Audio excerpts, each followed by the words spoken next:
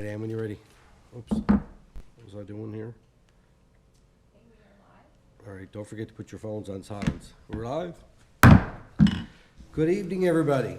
Welcome to our regular public council meeting for Monday, May 30th, 2022, here in the beautiful town of Torbay. Welcome to those people in the gallery and our millions of fans watching. Alrighty, first, new business. Councilor Tepper. Thank you.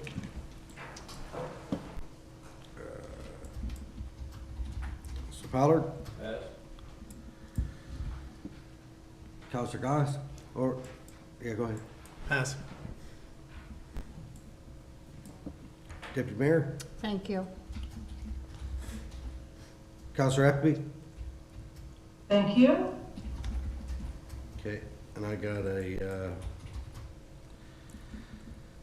thanks, congrats, and condolences. Alrighty. We don't have any additional people came in. We're not doing that anymore online for questions, are we? Or are we just doing them in the chamber? There was none. All right, okay. Okay, can I get a motion to adopt the agenda as amended, please? So moved. Moved, seconded. All in favor? Aye. Opposed? Carried. All right, we have a set of public council minutes dated May 16th, 2022. Can I get a motion to adopt those, please? So moved. Second. Moved, seconded. Any errors or omissions? Okay, all in favor? Aye. Opposed? Carried. All right, conflict of interest. Are we still doing that at that space? Yes. Actually, I just got a question regarding one of the considerations there for the land of the CL 2022-003. I live right on Quigley's Lane. That land is behind me, so I just wanted to know, would I be considered a conflict on that? It's right directly behind you? Yes, yeah. I would say you probably are. Okay. Yeah. So I'll step out for that one. Yeah, we'll, When we get to that. Yes, when we get there. when we Okay. get to it. Yep. Yeah, I'll give you a heads up.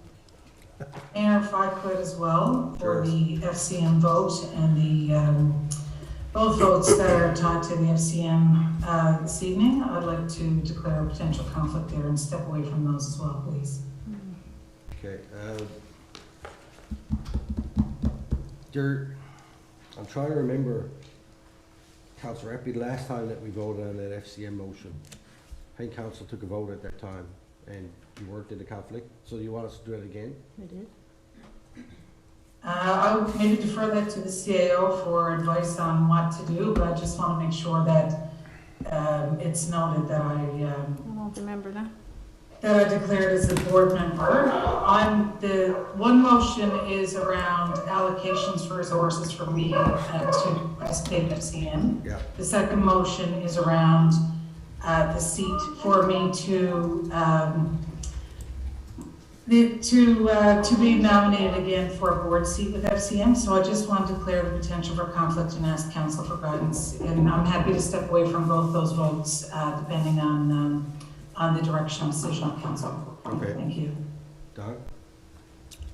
So Councillor Appleby, when you put forth your request for nomination for the 2021-2022 seat, there was a motion of council that was passed confirming that you were not in a conflict of interest. So regarding your nomination request for 2022-2023, I recommend that you follow the same process.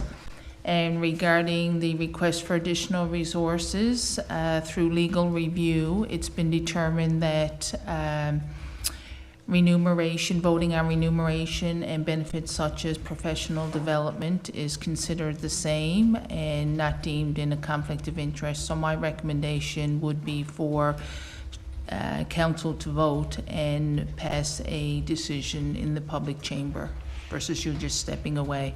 It protects you. Is that for both of them or one of them? For both, yes, yeah. Okay, so when we get to each of those motions, if I could ask that council take a decision under Section 209 of the Act, and whatever that decision is, then advise me, and based on the decision of council, I'll be happy to follow that direction. Okay, all right, thank you. Thank you. All righty. Proclamations, presentations, Q&A. Do we do the proclamations first, Don, or the presentation? Proclamations. All righty. June is Recreation Month proclamation. Councillor Goss. Thank you, Mr. Mayor. Whereas the community of Torbay recognizes that recreation enhances quality of life, active living, and lifelong learning, helps people to live happier and longer, develops creativity, and builds healthy bodies and positive lifestyles. And whereas recreation provides opportunities for personal growth and development for people of all abilities and can be especially helpful to people living with disabilities. And whereas our parks, open spaces, and trails ensure ecological sustainability, provide space to enjoy nature, help maintain clean air and water, and preserve plant and animal wildlife. And whereas recreation is an important contributor to community economic development, which create jobs, foster tourism, and makes communities more attractive places in which to learn, live, work, and play. Therefore, the community of Torbay does hereby proclaim the month of June to be Recreation Month. So moved. Seconder? Second. Seconded, comments? Joking.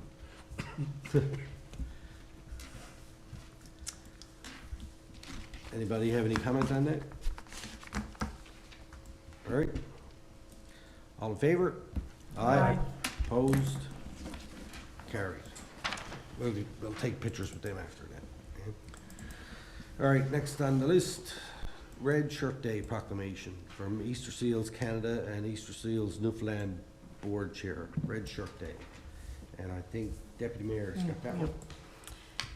Whereas Easter Seals Newfoundland and Easter Seals Canada are celebrating, its 100th year in 2022. Red Shirt Day is an Easter Seals initiative first celebrated in 2019 and takes place annually during National Accessibility Week, observed starting the last Sunday of each May.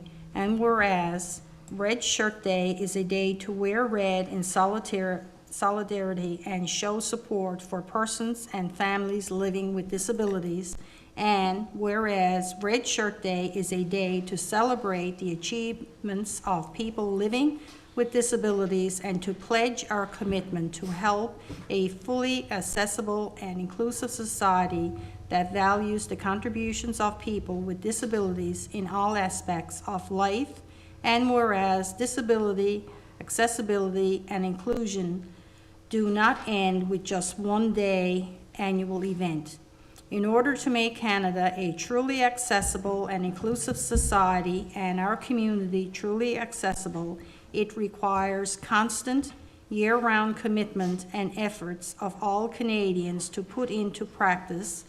And whereas it is encouraged that residents and the community make a commitment, a pledge to educate and inform ourselves on issues related to disability and to do what we can to remove attitudinal and systematic barriers in schools, workplaces, and communities so that we can make Canada a truly accessible and inclusive place for peoples of all abilities. And Now therefore, the town of Torbay do hereby proclaim Wednesday, June 1st, 2022 as Red Shirt Day and encourage all residents to wear red and display solidarity to show support for a fully accessible and inclusive community. So moved. second. Moved and seconded. Comments? I'll make a couple comments on this one. I think that over the last number of years, certainly since we started building new infrastructure in our town, we've certainly taken a lens of trying to be inclusive and respectful of people's disabilities or people that live with abilities that others may not have. And part of that was to put an elevator here into our council chamber to replace that big old ramp that we had in the back. There's an elevator in our history house for people to be able to get in there and access the whole place. We, our community center is fully accessible. You know, so I think that we're trying to do our part, and we have accessible playground at Torbay Common. And I personally have Braille business cards, which I think that I saw someone had them one time from Cottonelle at a conference I was at, and I decided I wanted to have them too. So I have them, and I know that other members of council, if they wish, they could get them as well. But I think that every little thing that you do adds up to a bunch of big things and makes our community welcoming and accessible to people who need to be able to get in here and do business with us in order to just enjoy their life here in the town. Are we completely finished? No. There's always work to do. So if anybody notices a instance where they notice somebody with a disability is struggling in an area in our town, let us know, and we'll see if we can work to address it. Okay. All in favor? Mayor, Yeah. before we move forward, if I could just note one thing as well. Sure. I just think it's important that we also talk about the disabilities that are not easily noticed and seen. There are a lot of people who are living with all kinds of different things that might not seem obvious to people. Some of the ones that seem obvious will be, you know, motor disabilities and physical disabilities, but there are other disabilities as well. And I just think it's important to recognize those as well, and that it's important that we, you know, just note that it's important to look at a 360 view of making sure that we're making our town inclusive and accessible to all people in the community. Thank you. Yep. And I would also mention thank you to one of our residents, Michael Duffy, who asked us to put forward this proclamation and to recognize Red Shirt Day. All right, all in favor? Aye. Opposed? It's carried. Okay, one left. Mayor, for the next one, I don't know, where I work with the Department of Fisheries and Oceans, but it's a motion for the World Ocean. I don't know if that's an issue. I just want to flag it, and it's there from Health Canada. Should I ask council maybe to do a No. conflict here, or is that something to note? I'm just curious. It's nothing to do with my day-to-day job at DFO. I just want to flag it to be sure that I'm fully transparent and asking for direction of council on it, please. Yeah, there's no potential conflict here. There's no financial anything to do with this. Okay, so can I just ask council for a quick vote on that, just to be sure and have it covered, please? Yeah. All right, could somebody put forward a motion to that effect, please? Councillor Appleby is not in conflict, reflecting the resolution to recognize the advancement of ocean conservation in Canada. So moved. Seconded. Seconded, all in favor? Aye. Aye, opposed, carried. Okay, carry on, Councillor Pollard has this one. Thank you, Your Worship. It's a resolution recognizing and celebrating World Oceans Day 2022 and the advancement of ocean conservation in Canada. Whereas Wednesday, June 8th, 2022 is the 30th annual World Oceans Day. World Oceans Day is the United Nations Day for celebrating the role of the ocean in everyday life and inspiring action to protect it. Whereas countries around the world, including Canada as a prominent leader, have committed to protecting 30% of their ocean territory by 2030 in order to reverse nature loss in the ocean and safeguard at-risk marine life. Whereas the ocean is home to hundreds of species at risk, vulnerable ecosystems, and is a crucial carbon sink shielding us from the worst of climate change. Whereas the ocean produces over half of the world's oxygen and absorbs 50 times more carbon dioxide than our atmosphere. Therefore, protecting the ocean is in the interest of all life on Earth and communities both coastal and inland, and is essential to our shared future.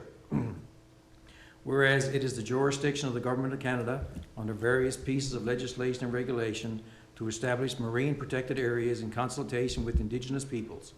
Many Indigenous nations and communities are leading in the conservation of the ocean and have been stewards of the ocean since time immemorial. Whereas it is important for municipal leaders to demonstrate support for actions to safeguard the ocean, as they have for action on climate change and other environmental matters of national importance.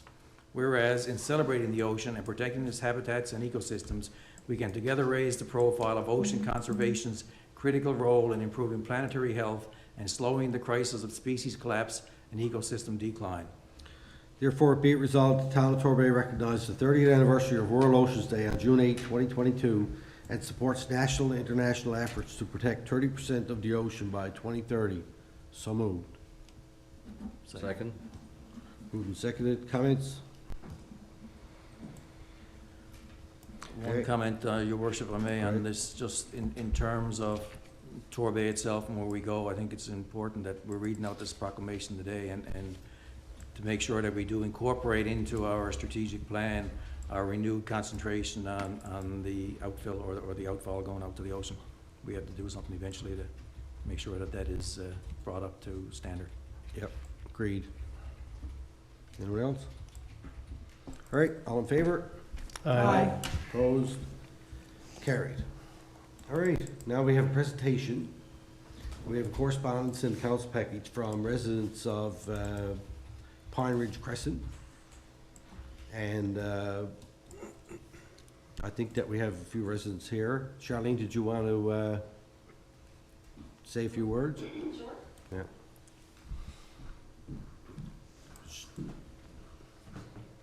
Is that microphone? Thank you for the opportunity to speak. You get the microphone turned on for you. Thank you. Well, yes, thank you for the opportunity to speak. My name is Charlene Daly, and I'm a resident of the Pine Ridge Creek neighborhood.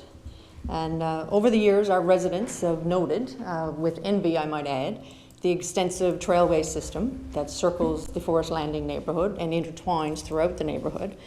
So as a neighborhood, we've decided to put together a small committee and reach out to the town of Torbay, I guess, to investigate. And so all we're asking at this point is you look into or investigate any and all opportunities to connect our neighborhood with one trail. We're only asking for one trail, not a circling system or an intertwining system, but with one trail to maybe connect our neighborhood, like the north end of our neighborhood, to the system already in place in Forest Landing. We've heard that there's potential that the Forest Landing system may be extended westward toward the bypass road. And if indeed that does happen, that's not very far from our neighborhood at all, the northern part of our neighborhood. It's down over the hill past the town depot. It's from the road and from people who berry pick and go on ATVs that they say that there's a lot of trails in there already. Extensively cleared, trees have been removed, grubbing has been removed. So we think that would go a long ways to mitigate costs to connect us. If indeed a lot of the grubbing and trees have already been removed. And I mean, we recognize there's probably land ownership issues in there. But I don't know who owns land and who owns land where. But again, that's all we're asking at this point is that the town would engage with the Grand Concourse Authority to look at any and all ways to perhaps connect us to that system. One of our residents described our neighborhood as an island, and it's true what she's saying, that we have no access from our neighborhood to any other section of Torbay without going out onto Torbay Road. So you can imagine now for school-aged children going around on their bicycle. You go around the neighborhood and that's it. Your parents have to put your vehicle in a car or a truck, or your bike in a truck and carry you somewhere, other than crossing 4 lanes of Torbay Road. So that's pretty much our ask. I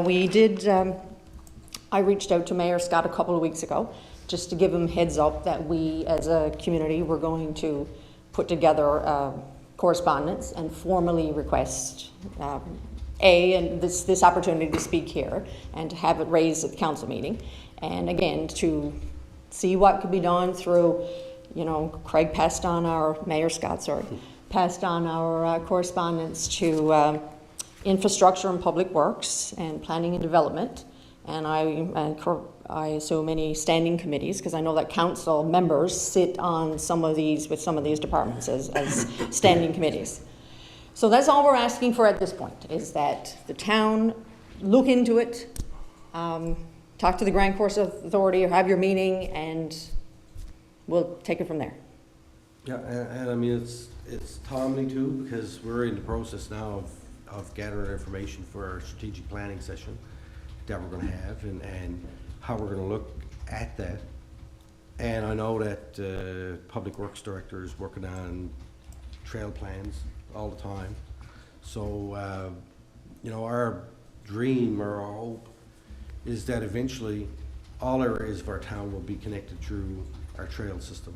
Because I know that the council recognizes, because we started, I guess we really started getting into the trail business about 8 or 9 years ago, I guess in our first term of council, when we really started doing it, we did the trail around Upper Tree Corner and some of the other ones. And I know that our Torbay Trail Environmental Committee, they've been working for years on trails, but a lot of those were the ones that you were talking about through the woods that are already kind of established, and you know, to probably, even if we looked at getting some type of map or whatever to show where all those connections could be. So, yeah, well, we have your letter. I already forwarded it on to staff to look at and for the committees. Does anybody have any questions or comments for Charlene?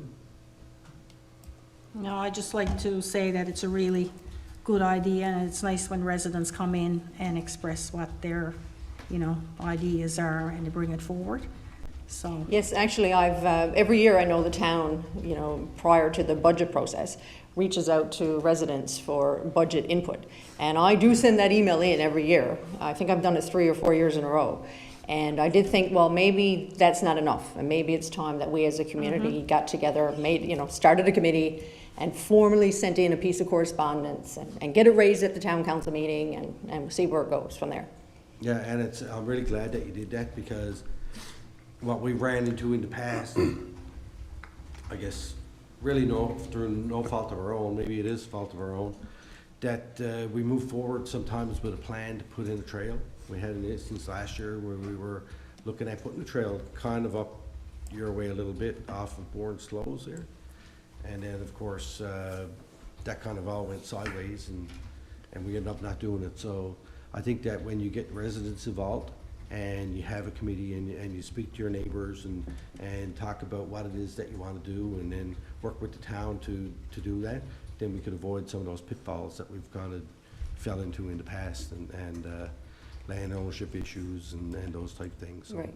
I'm glad that you did it. Thank you Right. for reaching out. Okay. And one more question, if you don't mind. Sure. When you said that you felt the timing was correct, is that you're looking at that now in 2022, or there's talks now ongoing? Well, our new council, every term, we'll get together and because we've got new people, and we'll decide what our plan is going to be for the next 4 years. So a strategic vision for what we want to do, and trails will certainly be a part of that. Yes, okay. Along with sidewalks, roads, and Yes. whatever other large things that we want to do. But it's nice to get some feedback from residents about areas where we should be looking at, because like you said, we've got extensive trails in Forest Landing now, and they are starting to come down towards the bypass road, so there might be a natural connection there that we can Yes. look at or something. Right. Okay, All right, thank you very much. you're welcome. Did you have Thank fun on you. Saturday? Yes. Oh, wasn't it wonderful? Yeah, our daughters together. Yeah, great time. Thank you. Thank you.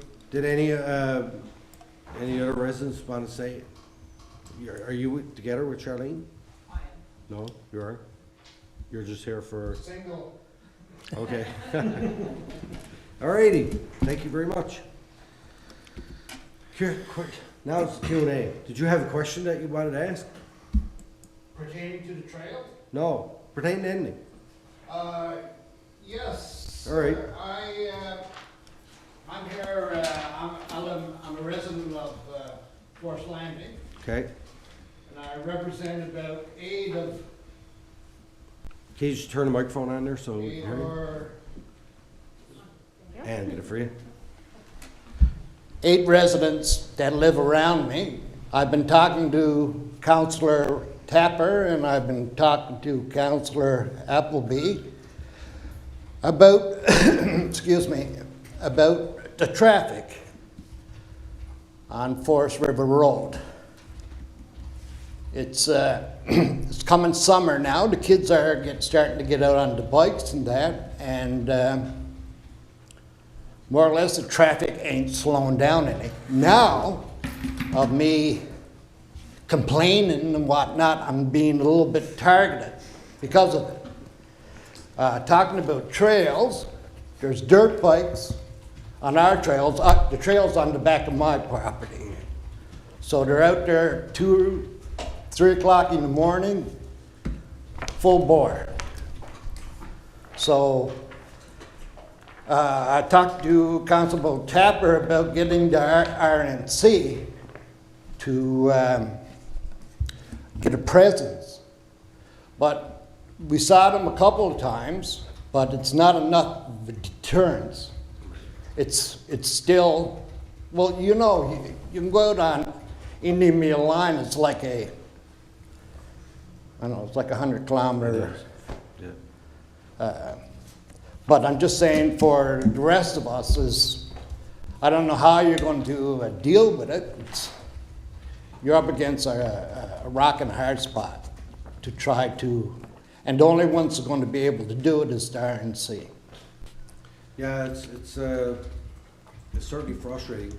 And Forest River Road is a big hill, right? So it's I know we do have some raised crosswalks in there in that area around where the trail crosses, and we're always looking at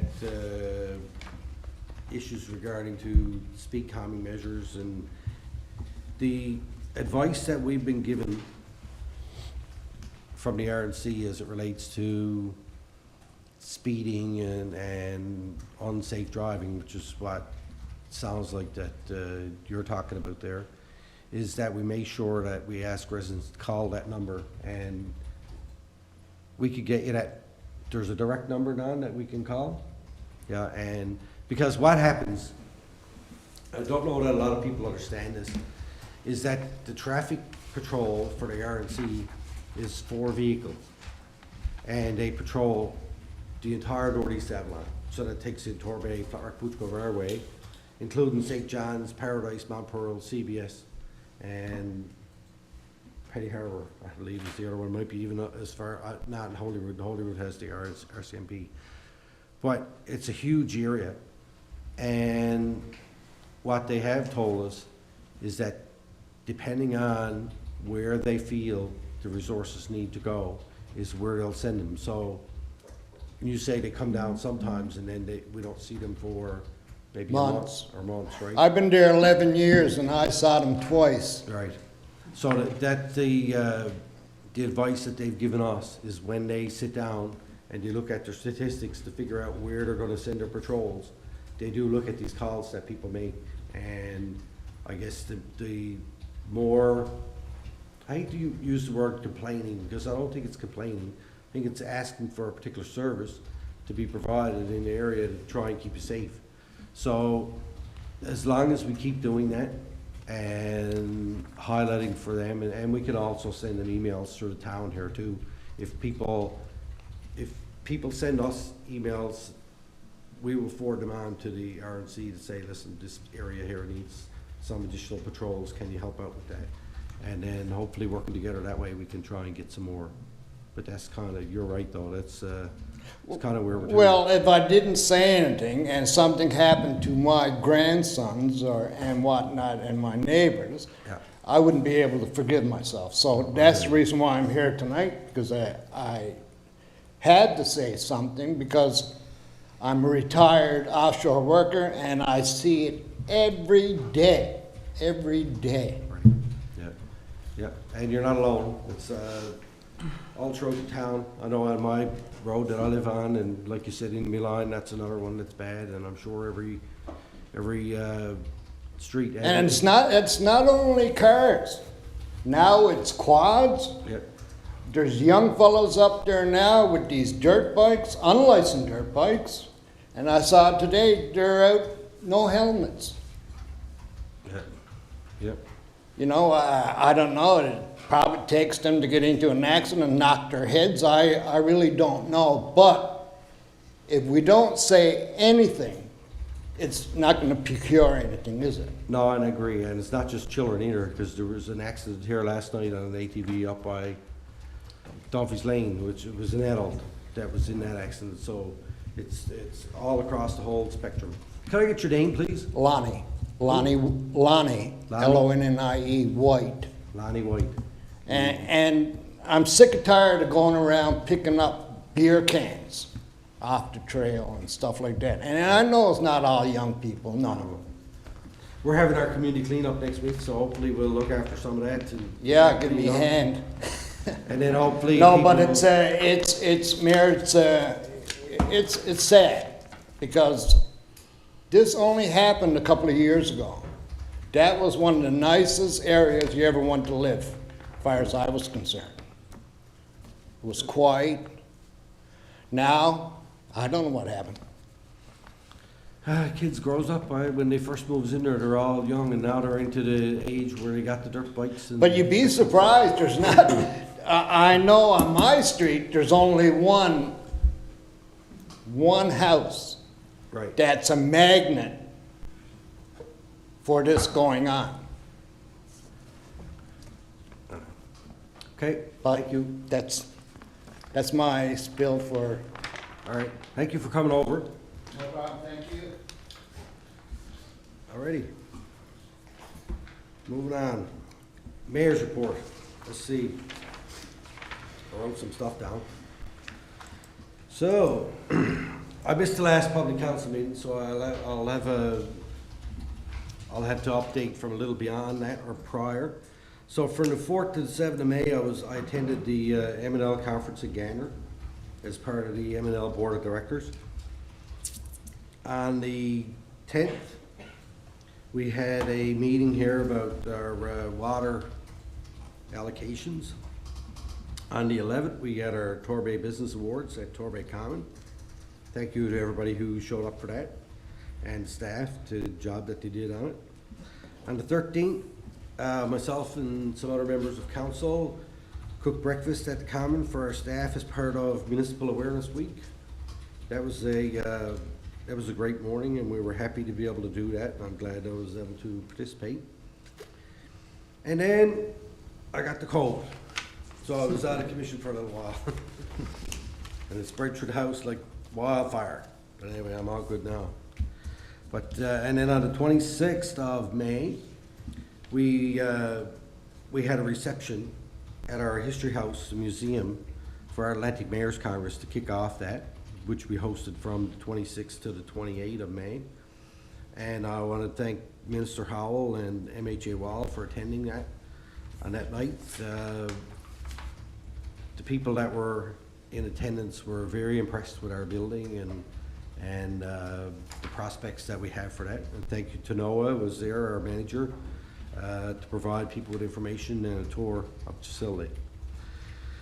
On the 27th of May, we had meetings all day for Atlantic Mayors Congress at Torbay Common.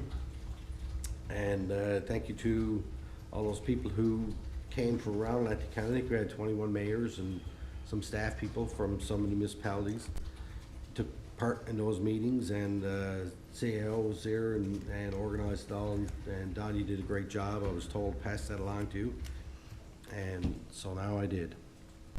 And then on the 28th, we cleared up those meetings in the morning. And then, as I had just mentioned to Charlene, my daughter graduated from high school on Saturday afternoon, and that kind of took up the rest of the day. And then Saturday night, I attended the firefighters' ball at the parish hall. And it was a well-attended event. Myself and CAO were there. It was kind of a changing of the guard. Our new chief has been in place now for a month or so now, a little more. And of course, Chief McGrath, after almost 48 years of service with the Torbay Volunteer Fire Department, retired back in December.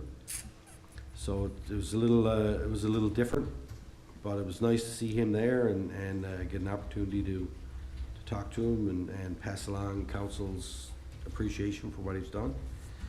There was also some members recognized for 10, 15, and 20 years of service.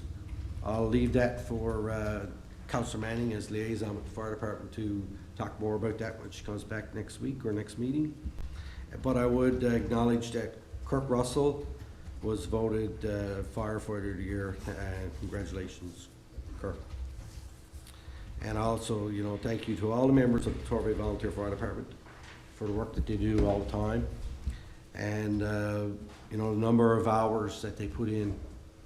I think that I heard Rodney say 1,600 and something hours that they put in just on calls alone last year. That doesn't include the number of hours they put in training. So I'm just trying to remember these numbers off the top of my head, but I think I'm pretty correct. And also, thank you to MP Thompson, who attended, and she actually presented each member of the fire department and the fire department auxiliary with a certificate, the right word? Yeah. From the Government of Canada for each of them, thanking them for the work they did. I thought that was a really nice touch. And MHA Wall was in attendance, displaying his musical prowess, singing the Ode to Newfoundland. Thank you, Jody, for coming and providing that. It's always nice to see Jody around, and especially when it comes time to, if you need something sung or somebody married or prayer set or anything like that, he's right ready to step up and do it. So there is my mayor's report. Any questions?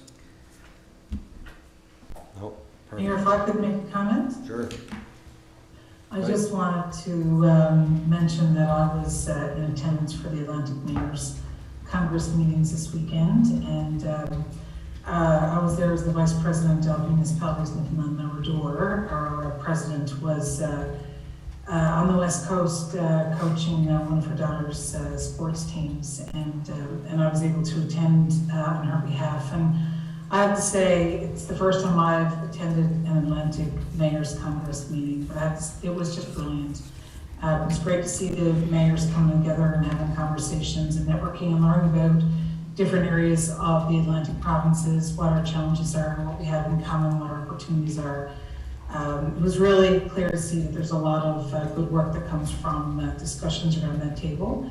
So just wanted to extend a thank you as well to our staff for a job well done. That was amazing. And thank you for hosting. You did a great job as the host, and it's something that I think, you know, it's really important for people in the town to understand that for us to host these opportunities, that's a great opportunity for the town of Torbay. We had the mayor of Happy Valley Goose Bay post on his personal Facebook page that he was down to our beach sharing how gorgeous and lovely it was. And you know, I think we get to meet these leaders all across the country and have discussions and conversations. But there's something really special about them being able to come in to visit our town and to just get to see where we live and what it's like in our part of Canada. I'd also like to extend a thank you to Mayor Mike Savage and Bruce McDougall as well, who's the chair of our Atlantic Caucus at FCM, for coming to represent the Federation of Key Municipalities. As you know, there's a motion tonight about my interest to remain on the board, and I've served there on that board for the last 2 years. And to see those gentlemen come and provide an update, as well to get to meet some of the mayors that I work with at FCM in person, was amazing weekend. So thank you to you and thank you to staff. And I just want to make sure that, you know, from my perspective, it was nice to be able to attend, but to also share with the public some of the good stuff that I felt came out of it. Thank you. Okay, all right, thank you. Your comment? No? All right.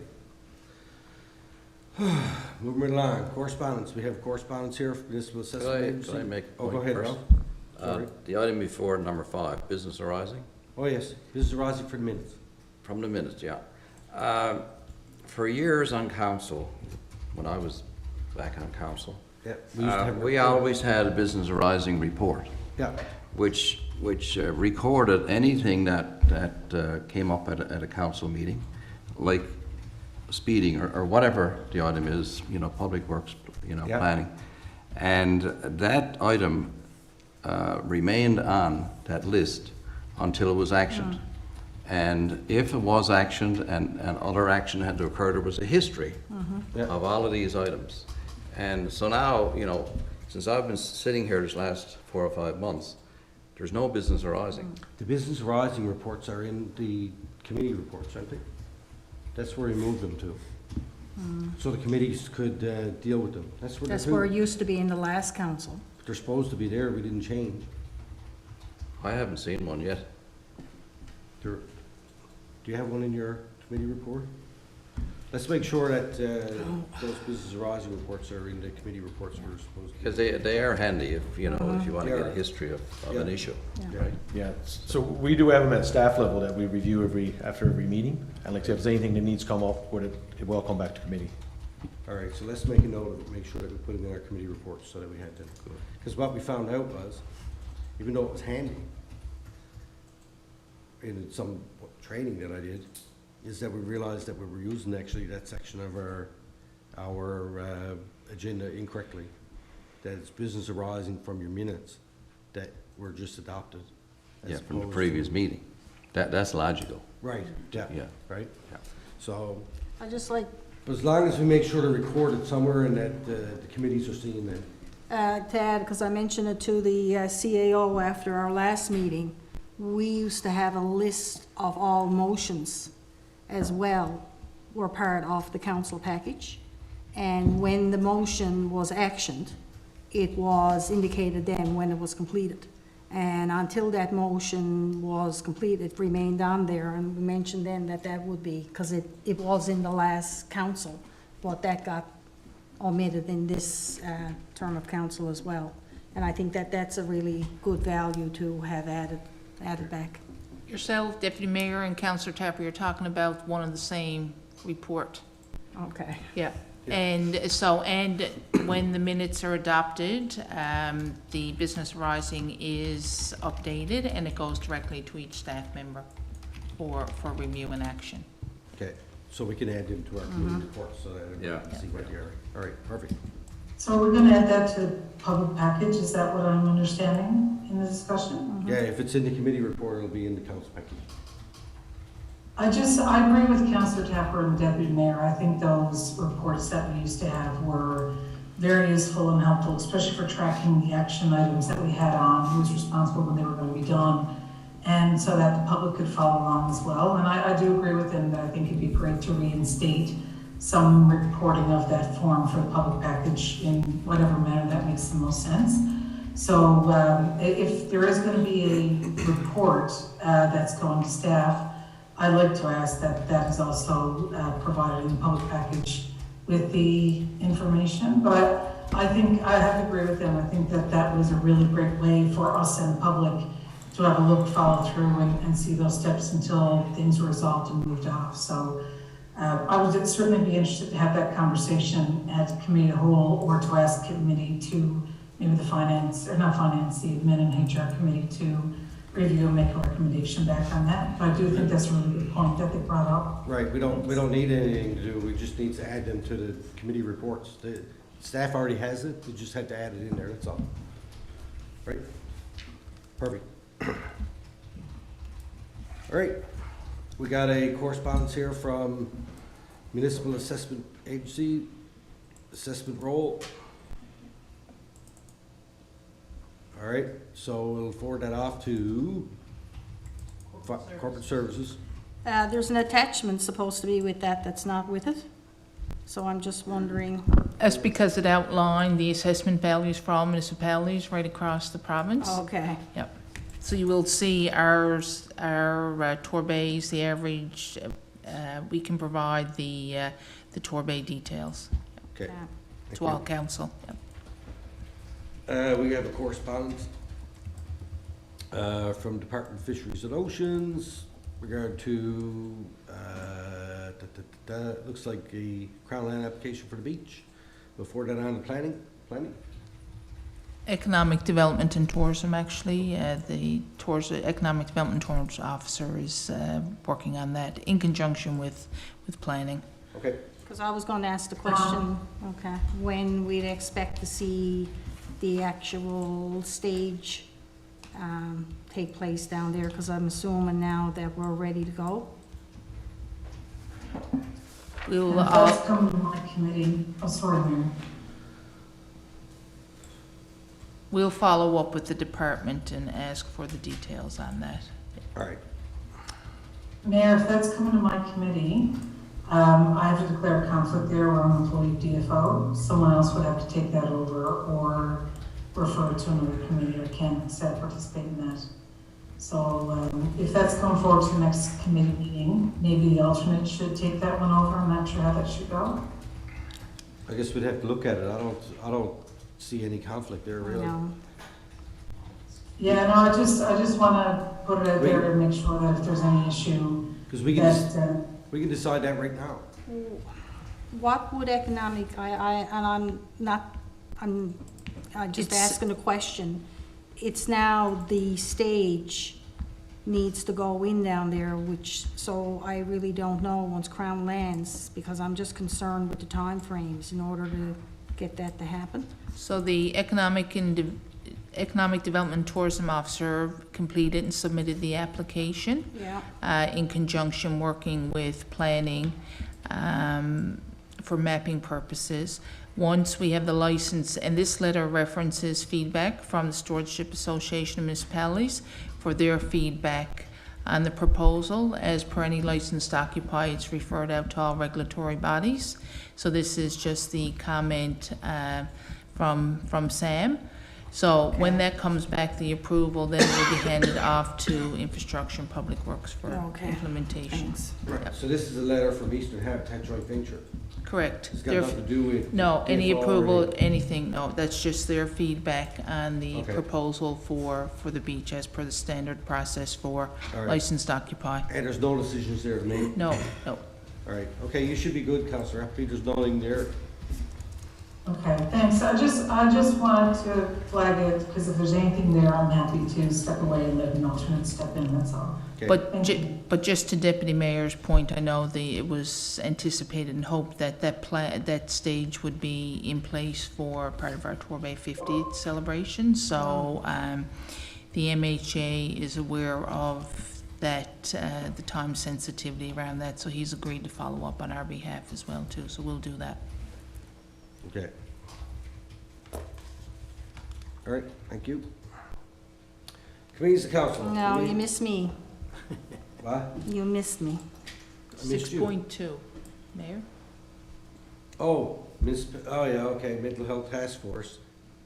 I clicked on that and it opened up a web page, and I was wondering what the hell was going on with my. Yeah, no, I just wanted to make it known, I guess, that was supposed to happen at the symposium while we had Gary Summers there.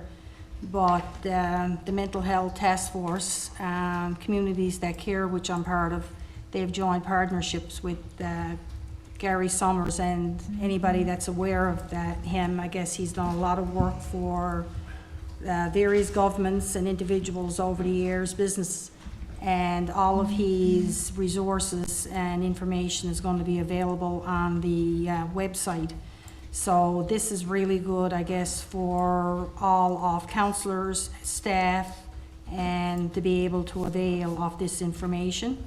And Tina Neri is the councillor in Portugal Cove, and she's the chair of the task force. So I really like for this to get put out there and distributed to as many staff and anyone who would avail of his services as much as possible. So it's a great achievement, considering a couple of years ago where this initially started from a resolution and where it's to today. So I just wanted to make that known and communicate it as much as possible. Thank you.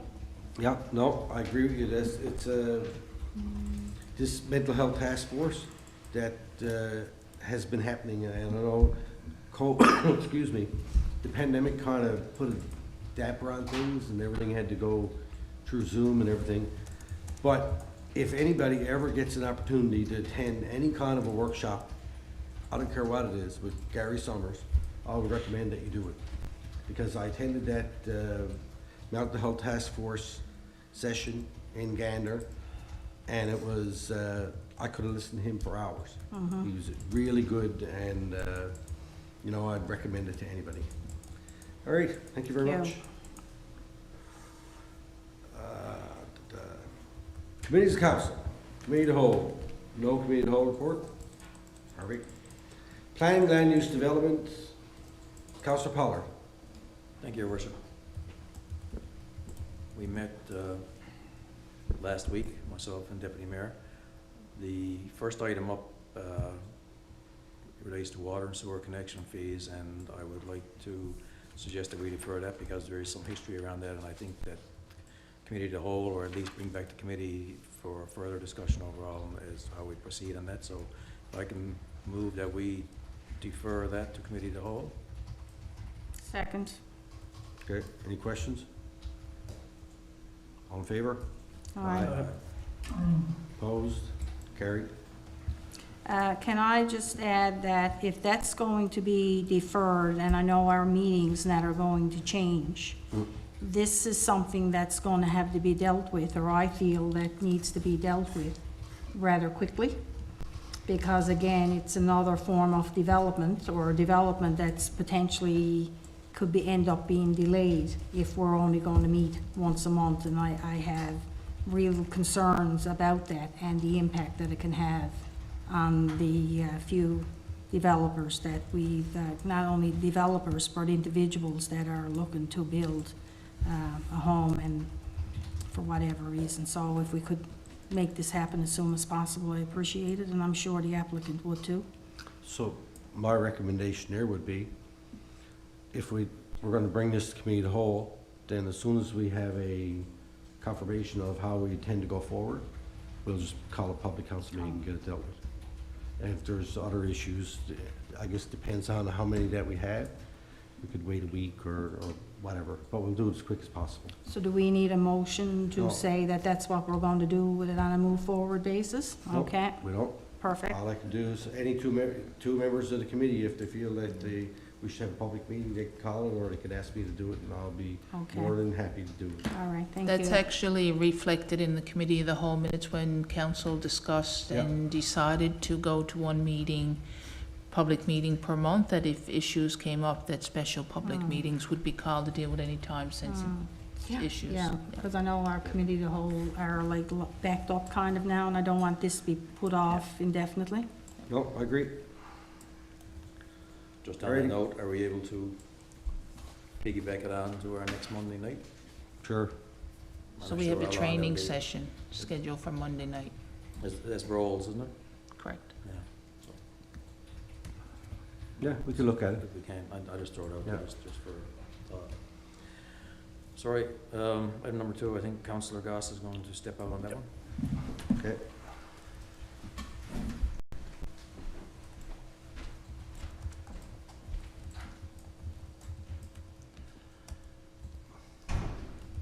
Okay, this references a request for a Crown Land referral for 126 Quigley's Lane.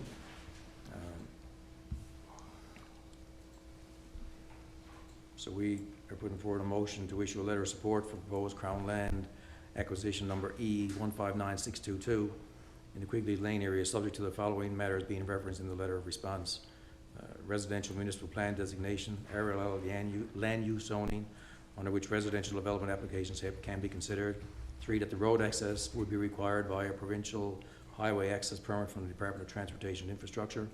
That an application for development had to be submitted to the town, and that the town would have no objection to the proposed Crown Land acquisition, to advise Crown Land the same. And based on the town's research, that the property may be private property ownership, and for that to be reviewed further by Crown Land. So moved. Second. Moved and seconded. Questions, comments? All in favor?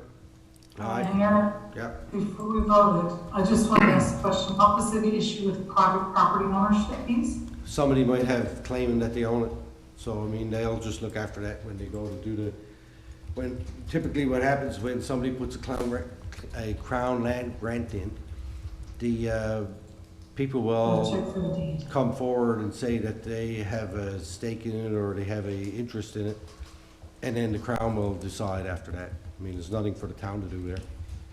Okay. All right, thank you. Okay. Okay, all in favor? Aye. Opposed? Carried.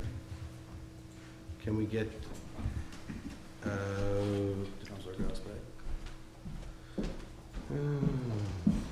strip of land east of existing residential property at 470 Bowling Line. that next motion for 470 Bowling Line, I'm going to ask council about a potential conflict there for myself as well, please. That's the property across the street and just a direct neighbor. So I don't know if there's potential for conflict, but I'll ask council to take a decision on that, please. Now we're into one of those situations again where Well, you'll be the same, but there's where no, I'm the same, and I guess, I don't feel there's any conflict, so I guess we'll let council decide.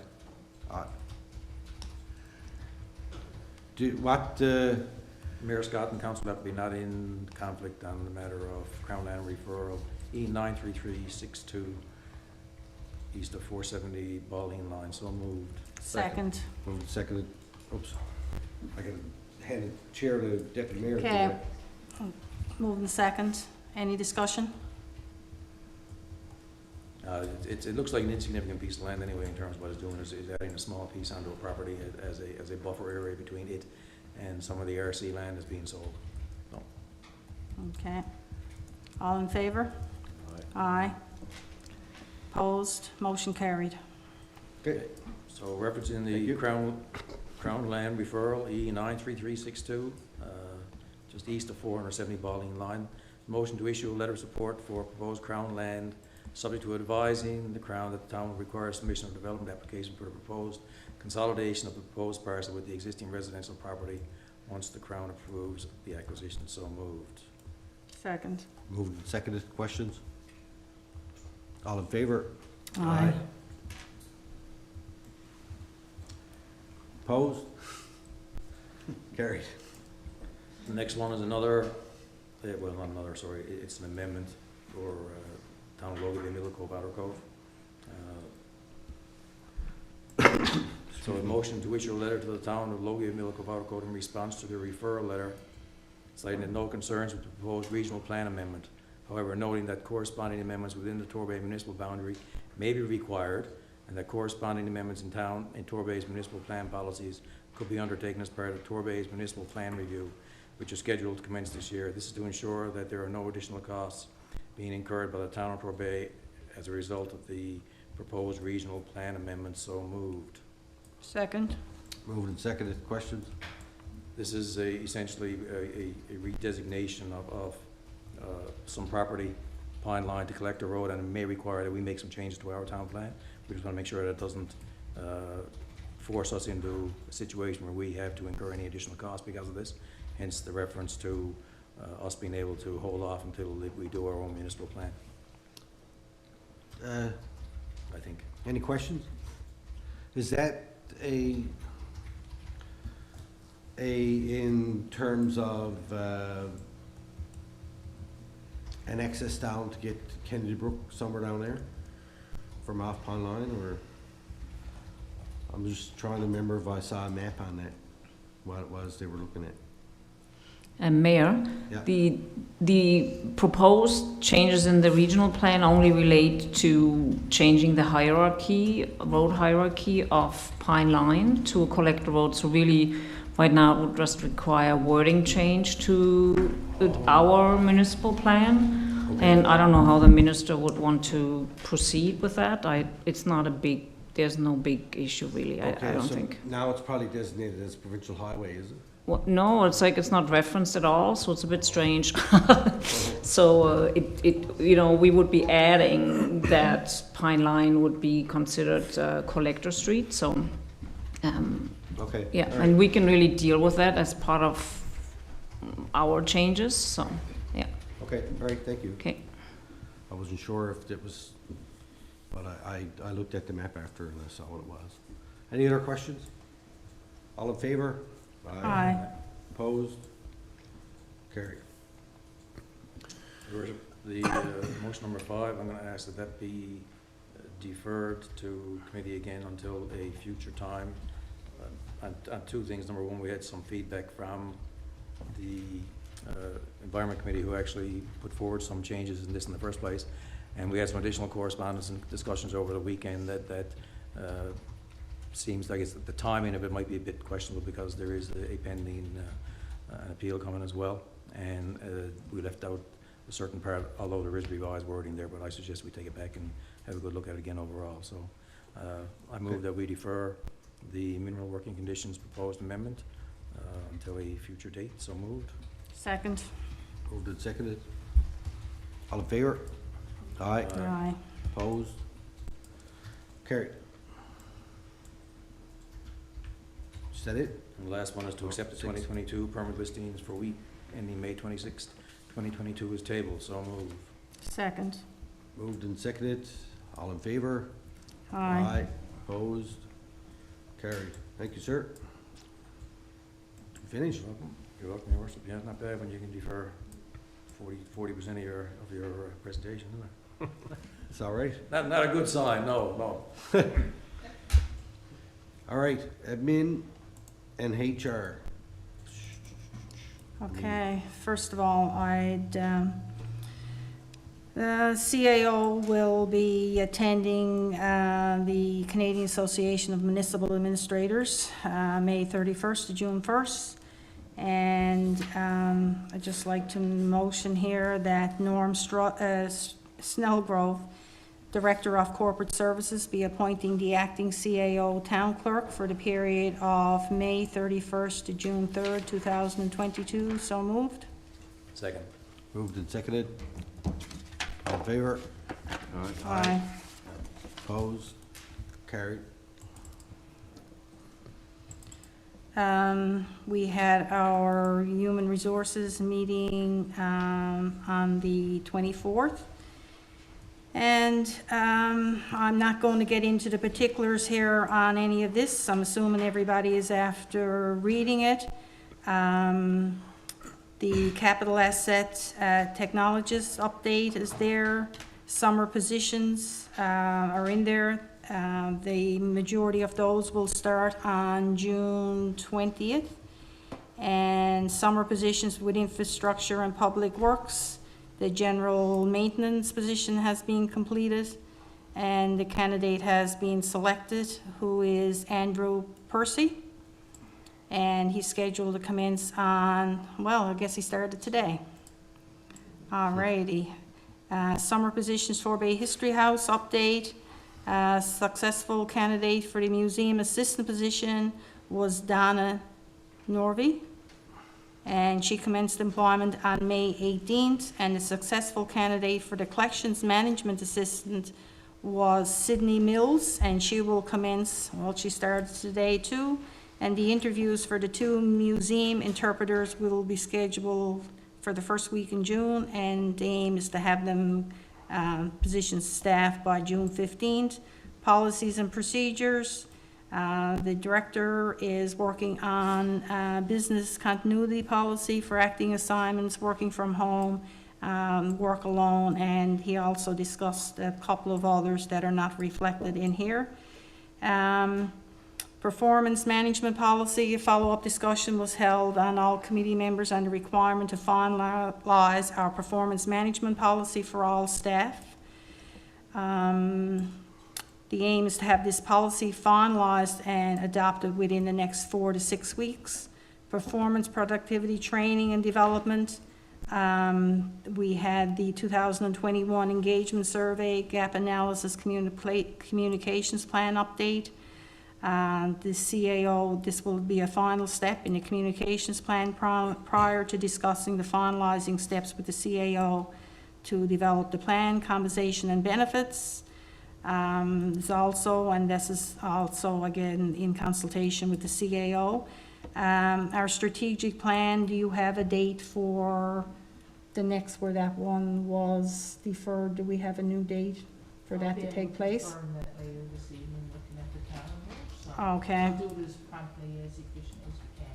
Okay, and the next meeting is on June 9th. Any questions?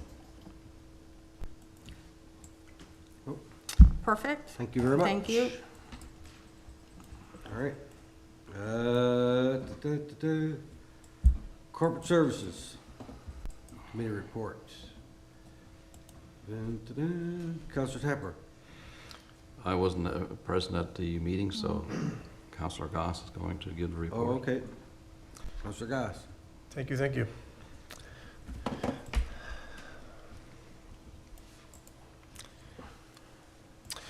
Corporate Service Committee's meetings, payroll and accounts payable processed. Payroll and accounts payable processed for the 2-week period ending May 20th, 2022 were reviewed. There's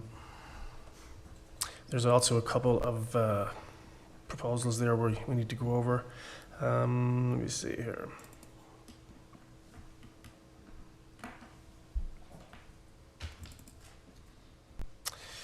Payroll, regular payroll for 41 employees for the 2-week period ending May 20th, 2022 totaled $90,285.57. Accounts payable for the 2-week period ending May 20th, 2022, invoices in the amount of $233,301.88. Invoices for council approval, the following 4 operating invoices totaling $113,868.75 are presented for approval. Invoice number 2022-14, City of St. John's 911 Service, in the amount of $65,859.58. May 13th, 2022, for NL Power, consolidated billing, $13,137.92. May 1st to 15th, 2022, Receiver General, employee remittances, May 1st to the 15th, 2022, $29,871.25. Invoice Budget 2022, Torbay Folk Arts Council, operating grant, $5,000. So moved. Second. Moved and seconded. Questions? I have a quick question. Don, have we been advised if there's going to be any change to who we're going to get invoiced for the 911 service now that the NL 911 has gone under the umbrella of the provincial government? Has that happened yet? No, we haven't received any notification yet, Okay. but I Right. can follow up. I'll speak to Chief Cadet on that and bring the information back to council. Okay, all right. Okay, that's all I want to know. Any other questions? All in favor? Aye. Opposed? Carried. Following 3 capital invoices totaling $33,957.76 are presented for approval. Invoice number G412490, Wood Environmental and Infrastructure Solutions. Engineering Services, Torbay Road Sidewalks, $14,776.93. Invoice number 370, Progressive Electric Limited, wiring for jack receptacles and floor boxes for data and power for the History House, $7,469.09. Invoice number 120315, Triware Technologies Incorporated, computer equipment for History House, $11,711.74. So moved. Second. Moved and seconded. Questions? Got a question. Just want to confirm these are all budget items.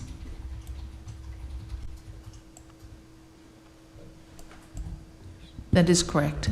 And they meet procurement protocols as well too, as per legislation.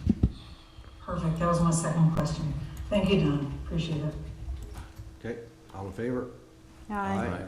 Opposed? Carried. Thank you, sir. Get it? There's a couple of motions there Sure. that we need to go through. Picos Ridge Memorial, the Corporate Services Committee recommends the award of the design and construction administrative services for Picos Ridge Memorial to Mills and Wright Landscape Architecture in the amount of $210 plus HST. The proposed fees within the budget and within the limits of the Public Procurement Act. So moved. Second. Moved and seconded. Questions or comments? So this is for down at the Common?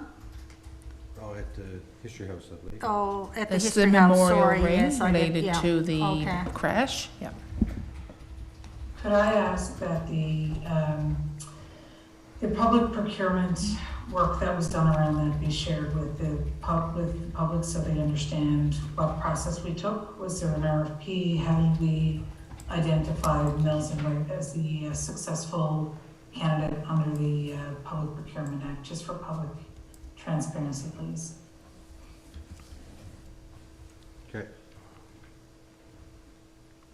All right, all in favor? Aye.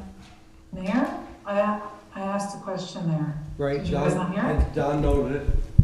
So I can Yeah. speak to it now, and we can Yeah. have it posted to the website. So when the town of Torbay partnered with the town of Portugal Cove, St. Philip's, to develop the initial concept, we did an RFP with a evaluation criteria, and Mills and Wright were the successful applicant who did the work. And under procurement legislation, and based on the threshold, we were able to go back to Mills and Wright to submit a proposal to ensure compliance with legislation. Okay, so we didn't have an RFP for this. This came under the initial RFP for information about the concept when we did that last term of council. Correct. Okay, so we could go back to the applicant that did that work, the qualified bidder that did that work, because it was within the procurement allocations that are allowed to go back without having to go back out again. Is that correct? That is correct. Perfect. Thanks, Tom. Appreciate it. Okay, all in favor? Aye. Opposed? Carried. The second motion there actually is directly related to my, Yeah, if this one, if I could ask as well, Councillor Goss, to get a motion to see if I'm in conflict as well, when you're ready. Okay, so, the CAO gave an outline earlier of this type of allocation or expenditure falls under the same as remuneration, Don? Correct. So therefore, council is not in a conflict when we discuss or vote on it. So we can have a motion to that effect. Is that what? Will we not need to see that? I mean, I for one sit here, and when you're talking about transferring resources to a councillor which will benefit them from a financial perspective, I see that as being in conflict. It's council's decision how they would Yeah. like to proceed with that. It is outlined in the legislation, no different than remuneration, that council members would not be considered in conflict regarding professional development, but if council decides to vote to determine if Councillor Appleby is in conflict on this matter, then that's their choice as well too. This is a little, and I'm just getting for clarification for myself, because I see Councillor Goss and Councillor Appleby potentially being in conflict on this. Just the wording of the motion, that's just mine.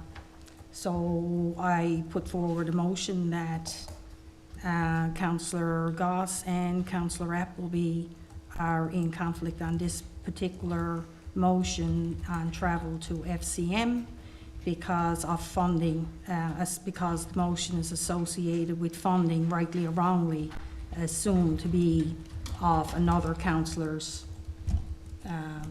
budget. Okay, you got that, Ann? Can you read it back so that we're, Deputy Mayor's clear on what her motion is? What? Wasn't It's second. not second Oh, yet. can we get a seconder? I'll second for discussion. Seconded?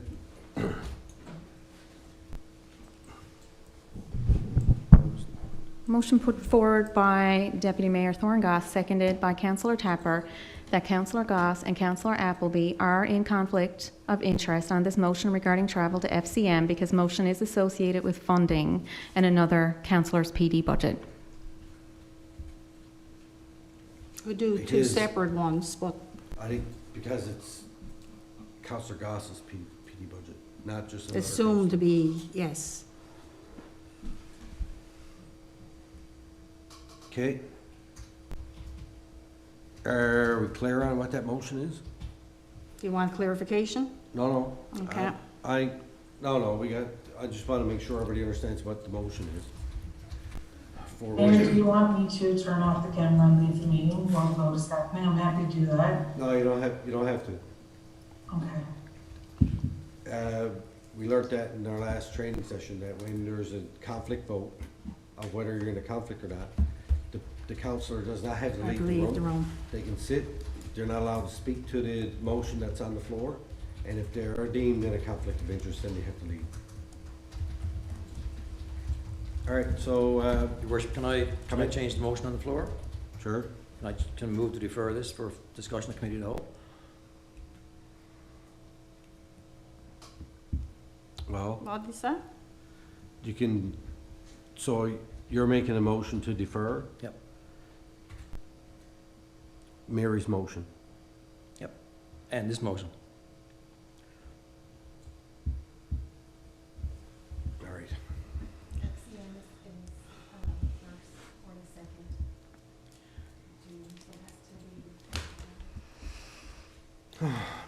Make it tangly. So, all right. I'd like to just speak to, I know I'm out of order and sequence of events here and everything else, Well, but whichever way this motion goes is gonna be a bigger discussion around the money associated with professional development for not only one councillor, but a number of councillors, and where we are at the end of the day and how we're gonna treat it all. That's why I would like to remove that particular discussion from the floor. The other one I'd like to just talk about in private on that too, so. Okay, so, gotta deal with Deputy Mayor's motion first, with regards to conflict. Right, Don? It would have been easier just to defer the motion that was there and not have it. So, if you want, you can withdraw your motion Yeah. regarding conflict, And then and if we got unanimous consent, we could just this withdraw one will be that. deferred. And then Councillor Pollard can put forward his motion. Okay, I'll withdraw my motion that Councillor Goss and Councillor Appleby are in conflict. Okay, all in favor? Aye. All right. All right, so that one's withdrew. Hmm. And the first motion, Councillor Goss didn't put it forward yet, did you? Right. I was questioning Deputy- whether I should or should not, Right. that's what. So let I move Councillor that we Pollard deal with defer- that. Yeah. discussion. Mayor? Before You we can't take vote any on further that then. steps. Okay, second. Councillor Appleby? Yeah, no, I just wanted to note that this motion was related to a travel that was supposed to This could be happen potentially this in conflict. Wednesday. So I don't know if there's a time. Could be Should conflict. mention that, Mayor. I'm not asking council to take any decision on it. All I'm noting is the dates of relevance, that's all. Because, this was supposed to be information for Wednesday. This So I don't know if is that impacts the motion to defer or not, but I'm just making sure that all council's aware that this was about travel for Wednesday coming 1st of June. I don't know if that makes a difference or not. Just sharing information so council's aware of that. Okay. All right. Back to Councillor Pollard. So everybody heard what Councillor Appleby said about timeframes around this? Yeah, this one's a little deeper than the surface indicates here. We're talking about the dollar amount. So, before you do that, if you're putting forward a motion to defer, do that first. Yep. Get a seconder and then talk to it. I move that we Okay. defer. I'm going to jump in again now because neither Councillor Appleby or Councillor Goss can defer that if they're in potential No, conflict. So, okay. so we'll have to ask the conflict question again once Tony puts the motion forward. Okay. I move we defer the motion related to travel to FCM. Second. Mover and a seconder. So now, we have a question where Councillor Appleby and Councillor Goss are in a conflict on this one. So that's why I shouldn't have So, taken mine back. well, it's kind of the same thing, except for, Councillor Pollard wants to bring this back to the committee to hold, to have a bigger discussion on it before we make a decision. So that's kind of a little different circumstance. But I think for the purposes of this, we still have to take a decision on the conflict on, yes? Yes. Okay, so I think the best way to go about this would be Tony, That- do an amendment. Councillor Goss wasn't sure if he felt he was in a conflict or not, right?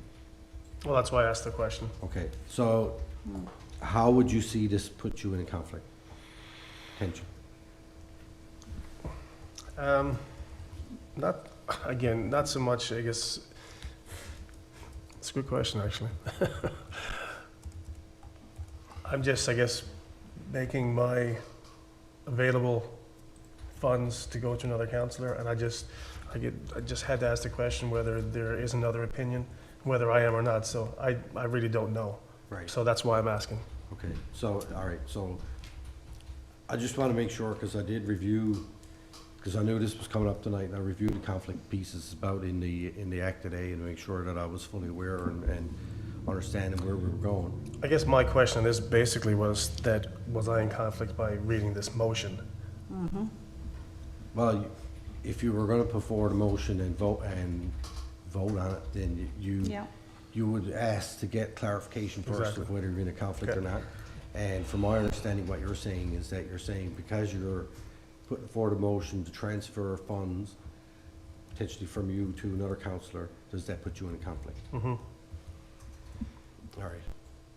So is everybody clear on that? I'm very clear. All right, so either we need to deal with them both at the same time because we can have one in a conflict and one not in a conflict.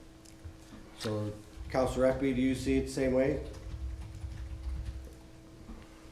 Mayor, I don't. My understanding from what the CAO said is that the guidance that she's received from our lawyers is that professional development resources is not the same as the terms and parameters that run into conflict of interest. And I would defer to them as the experts if we are asking for that legal opinion.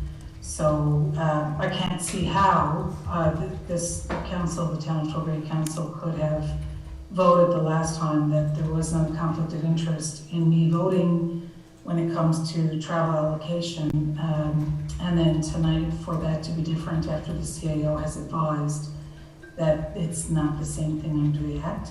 So I don't see that the same way, and I do have a concern, to be honest, that the question of are we in conflict was pulled back before the motion to defer was put to the table. I think that I think that we need to be very clear about if there is a conflict issue here or not. But from the guidance that we've just heard from our CAO, I don't understand that there is a conflict from the legal guidance that we have. Maybe I'd ask her to reiterate the communication that we have on this. I know that she's sought legal advice and has a written statement. I do acknowledge I haven't seen it. I don't know that council has seen it, but I am aware that she has sought legal advice to find out if there is a conflict of interest when a councillor asks council about cost for travel under the travel policy, professional development travel policy. And I'm understanding that the last vote that this council had was not to be in conflict, and the advice from lawyers that we're not in conflict. So I'm confused, to be honest, by the motions that are come before us. Thank you. Well, if I can add one thing that's just been brought to my attention, there's no financial gain for myself. So if that's, as far as a conflict goes, that's what the main, I guess, aspect is it not? All right, so, I think it's, Is this been motion now and second, like we're in the Yes, midst of a motion motion, that's and what I'm second. saying, so we're in the midst of a motion now, Yeah. okay? so the motion is before. Councillor Appleby and Councillor Goss put forward the reasons why they don't feel that they're in conflict, and now we can have a discussion on it, so, to you. So, It's your motion, so, Councillor Temper. I'm still not clear. Is it, we're voting on the motion? Whether they're in a conflict or not. Whether they're in conflict. On the, Well, Okay. Well, I put the motion forward, so it stands a reason that I end up speaking to it rather than taking it away. The fact that we're talking about a transfer of councillors' professional development, which is a bigger discussion, it's to do with financial. So I personally see Councillor Goss is in a conflict to when it comes to any allocation of funds. That's where I'm to, and that's where I've always been to, regardless of what you read, when anything is off a financial negative gain or what have you. And that's why I said it's a bigger discussion, because even though we are assuming that it's in there for each councillor a $2,000 personal development, is it really a councillor's funding, or is it in there for to be used for whoever? The other part of this is that when you allocate funds to a councillor, regardless, whichever way it goes, in my opinion, and that's what CAO said, it ultimately goes back to council to decide. And I know that we've had legal opinions here in the past, and when it came to making a decision, the legal opinion kind of got put to the side, and it ultimately came to council to make a decision.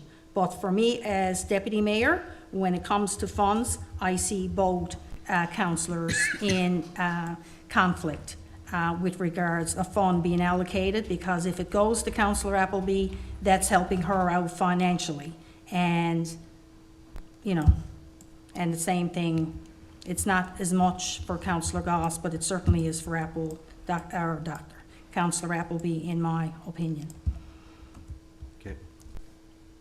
And this is for this to be deferred now, so. Councillor Tepper? I think it's kind of strange. A few minutes ago, we voted on Councillor Appleby, whether she was in conflict with that parcel of land on the Bally line. And she wasn't. We decided she wasn't. There was no dollar amount involved with that at all. But here we have a dollar amount, I think, for the safety, or if you want to call it, or the, you know, of both councillors. You know, and again, we learned this in our courses, right? That if there was any question whatsoever, it's safer for the councillors to step aside. Yes. And let the vote, you know, whoever's left in council to rule on it. I think that's the safest way out for both of you, you know, and you know, I was prepared to debate this motion, and there's another one upcoming similar, notice of motion. And, you know, and we were all anticipating this for a long while now, because that, you know, the other motion was deferred, or because, you know, but again, I had at least something to suggest that we do, and it's pretty well what Tony is recommending, that we defer this and get into the committee of the whole meeting, or some meeting anyway, and get our heads wrapped around this whole thing. Because, you know, I got issues with both of these motions, I gotta be honest, and I, you know, I think we got to discuss this openly behind closed doors, and because we are, you know, prolonging our agony and not dealing with these issues, you know, and you know, I think that with this conflict, it's safer for both councillors to step aside. Okay. Councillor Pollard? In relation to the conflict of interest, it's one of those mixed bag of tricks, I suppose, but anything direct monetary, I would think that, yeah, the best that they step away when in doubt. Okay, and I know what Councillor Appleby's referencing, and I know that CAO did some checking on this stuff with regards to council remuneration, travel budgets, per diems, all these things that are considered similar to a remuneration, and council sets that, votes on it, does it. But at first blush, when you look at these things and you're talking about a sum of money, that's always the thing, right, that jumps out at me. We've had so many discussions around here over the last 6 months about conflict that 99% of them, I don't even feel was worth the discussion. They shouldn't even made it to a discussion at the council chamber. But when we're talking about dollars, I am the type that err on the side of caution, and I would agree. I don't want to be the person that puts you or Councillor Appleby's seat in jeopardy because we took a wrong decision and ended up coming back to haunt us later on. So I would be of the. I think I would support the fact that for their own safety and for ours as a whole, to err on the side of caution with this one. Any other discussion? Okay, so we're voting on an affirmative vote means that we feel they're in a conflict, and a negative vote would be that we feel they're not in a conflict, right? 4 is conflict. Correct. What's the motion? The motion is to defer, isn't it? No, the first we gotta deal with conflict first. Oh, okay, there's no motion that I have. Okay, so, Because you deferred the conflict motion, right, and then Yeah. went to the deferral. So Right. if you're voting on conflict now, there needs to be a movement or a second. Mary made and another vote. I mean, so I move that Councillor Goss and Councillor Appleby are in conflict due to the financial discussion around professional development and an allocation of $2,000 from Councillor Goss to Councillor Appleby associated with FCM. So moved. And, yeah, so that, we did that after. I know. Right? Sorry, Ann, I know that it was a bit confusing, but we already debated, we'll talk about it. Yes, so now, Right, so it's the vote. Now we'll vote. All in favor? aye. Opposed? Carried. So the next motion is to defer, Defer. so we'll deal with that one. So Mayor, if we're in a conflict, should we leave the meeting now? Yes, Yes, now. yeah, Okay. please. I'll leave the meeting. Will someone let me know to reconnect? Yeah. Thank you.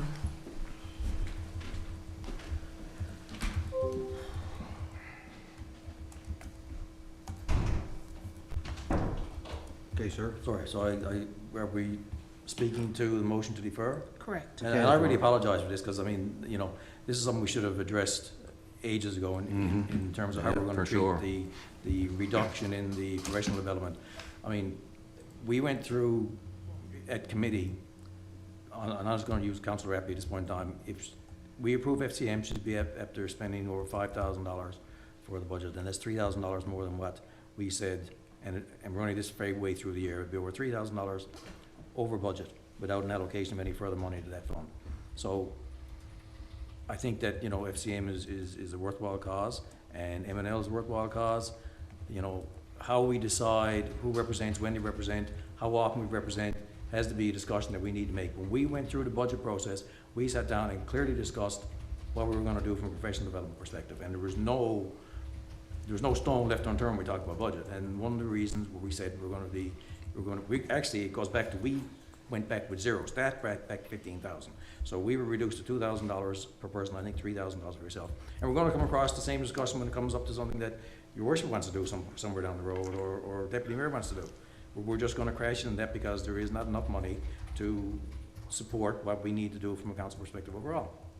But having said that, we did make the decision during budget time that we would take, especially this year, given the fact that we had such feedback from residents and around the mill rate increase and the slashes we made to it. I just think we've got to bite the biscuit and stick in line. As a matter of fact now, and the reason that the motion came forward, and I had a discussion with the deputy mayor earlier too, and asked him why I even let that come forward, was the fact that we're already over that. We need that money allocated to council spend already in order to cover it off. So it's not a matter of who allocates to whom, it's a matter of how we, as a council, cover off the expenses we've already incurred for professional development, above and beyond any individual's limit. And that's where my mind is on it. So that's why I want to defer. We just need to have a discussion. Okay, anyone else? So nobody seconded that yet? Yeah, Ralph seconded. Bressa, okay. I guess I'm looking at this and I have to say, I'm all for, to begin with anyway, about deferring it. But I'm really confused of why finance will be involved in professional development to begin. I don't see any correspondence there from Councillor Appleby asking for this to take place. But more importantly, we sat around here as a council and talked about personal development, and it's a HR, there was a policy going to be put in on that. In addition, I look at this and I'm thinking to myself, like, there's so many things that we have talked about, and the CAO sent out an email no more than a week or two ago asking everybody here what they were planning on participating in the next few months. If this was in the fall and we've got $5,000 left and somebody wants to go somewhere and Councillor Appleby wants to go somewhere and we have $5,000 left, by all means. But we'd be the first one, if something came to one of our committees, we'd be the first one to say that doesn't belong here. And it is identified as a HR item. And more importantly, I think we have a bigger issue here in that, you know, from a conflict perspective, that this even came from a committee, because any time that anybody even thinks that I might be, not because I'm related or a personal, but it's after coming to the point that for me to be in conflict because I feel that I know somebody, and to come this far and to be, as a counselor, to be involved when it comes to monetary. So, you know, there's a bigger thing that we have to discuss here as of tonight, and I'm sure that it's probably after becoming evident now to everybody what I'm referring to without getting into the particulars. So, you know, and like the mayor has said, we've had discussions here about possible conflict, and they weren't conflict. But when it comes to monetary value and discussions about personal development, there is no one to say that that money is mine or yours or anybody else's. So I think we need to do this as soon as possible. And our director of HR is working on a policy to look into exactly what we're talking about here. So, you know where I stand. Councillor Tapper? I had a little speech here written down, and it could apply to this one or the last one, like the resolution at the end of the meeting or the latter part of the meeting, because I think both of them are in the same boat, and they're in the same boat because we've played around with getting everybody into a room and having a face-to-face meeting and dealing with all of the issues that some of them occurred in the last term of council that carried over and into this council. So, you know, we're taking these courses about team building and roles and responsibilities and everything else, but until we get this whole thing, we've did an investigation, you know, we got to get everybody into a room and deal with, you know, because the atmosphere is still very, very, you know, the blanket is still up there, and I don't know how we're going to get it resolved, but I think there's a whole bunch of issues here you go on all night. But I think if we're going to defer this one, I think we should defer the other one as well. Now, you know, we can't talk to the other one, but I think they're, like I said, the two of them are in the same boat, and we got to get our heads around it. All right, so for me, I look at this and the issue that I've had with this, or, you know, with professional development in general, I understand, and to the point that Councillor Pollard made earlier, as we move forward, having a relatively minimal budget to do things, I understand that there's an allocation there for me to use for my stuff. When it's gone, then I got a decision to make. Either I go somewhere and I pay for it myself, or I don't go. And you know, I understand that, and I'm fine to move forward like that. My other issue, and I think the deputy mayor alluded to this, is that I think when we created our professional development and travel policy, or updated it, we had an omission there, and the omission was, how do we deal with a circumstance that we're trying to deal with now? If one councillor feels they want to transfer their allocation to another member of council, or who makes that decision, or on what type of decision should that be made? The other issue that I have that worries me is that the new legislation, the Municipalities Act, is going to be coming out soon, hopefully in the fall, and associated with that, there's going to be mandatory training that each member of council is going to have to do. And it might be, department might do it for free, or there might be costs associated with it. And I would hate to see a member of council end up having to pay out of their own pocket to do mandatory training that the government is making us do when we have allocation to do professional development. So there's a few things around that. I think that the policy coming from HR needs to be updated to reflect those things. And then we'll be able to, you know, have all that information going forward. And as you know, it was a tough budget that we had, and the reduction of this professional development money is a big deal. You know, we went into that with eyes wide open of how it was all gonna play out. So I mean, it is what it is. I say yes, we defer this back to committee of the whole, or HR, or whoever it needs to go to get all these issues straightened out, and then go forward from there once we get it all figured out. So anyway, back to you. Question. Who will put forward a motion? Back to you, sir. Yeah, and you know, much ado about nothing, when it boils down to, I guess, really at the end of the day. I mean, the fact of the matter is, we can defer this, and then it's not really the fact of deferring, it's just the fact that we need to sit and discuss the whole ballywag. Right now, $2,000 is needed to cover the expenses that exist there if it's related to one particular councillor at the end of the day. That's the bottom line to it. So, you know, we can vote on it now and dispense with that. We still have to address the other one.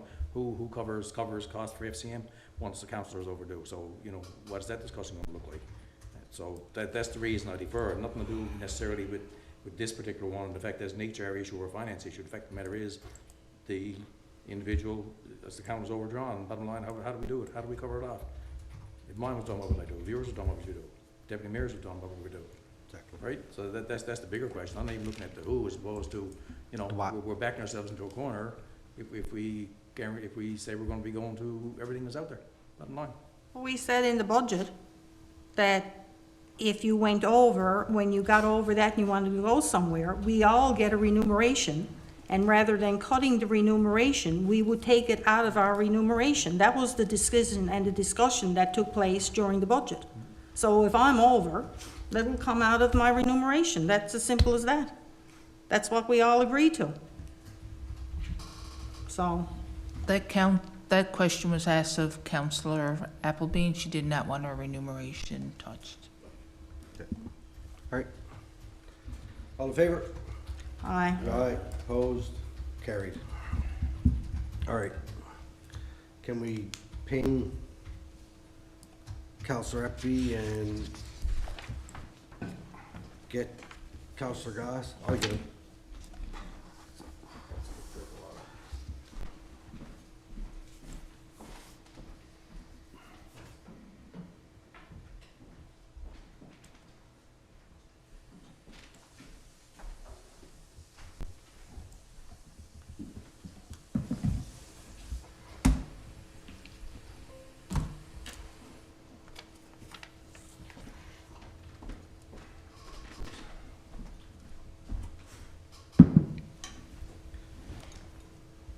Message, Ryan? Message. Okay.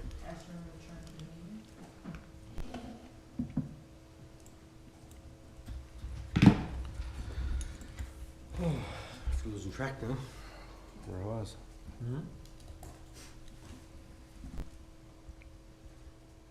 Alright. That the only two, Oh. that the only two motions that are in the corporate services? There's one added today we just need to address. Okay, that's this Tormat one? Mhm. Okay. So, carry on, sir. One that was added to the agenda today, there's a Tormont invoice there for work to be done for loader maintenance in the amount of, sorry, it was invoice, work order number SJ 72169. For loader maintenance again for $37,681.68. So moved. Second. Moved and seconded. Comment? Questions? Yeah, I responded earlier this afternoon when I looked at it. My understanding was, when we had a conversation around the reallocation of resources associated with purchase of additional trucks, and that whole discussion of $200 and some odd thousand dollars, I think it was $255,000, I think we said we were gonna reallocate. At the time, I had indicated that we can make sure that we do not spend any more money of the budget than actually is there, and that 255 was financed, I think, if I'm not mistaken.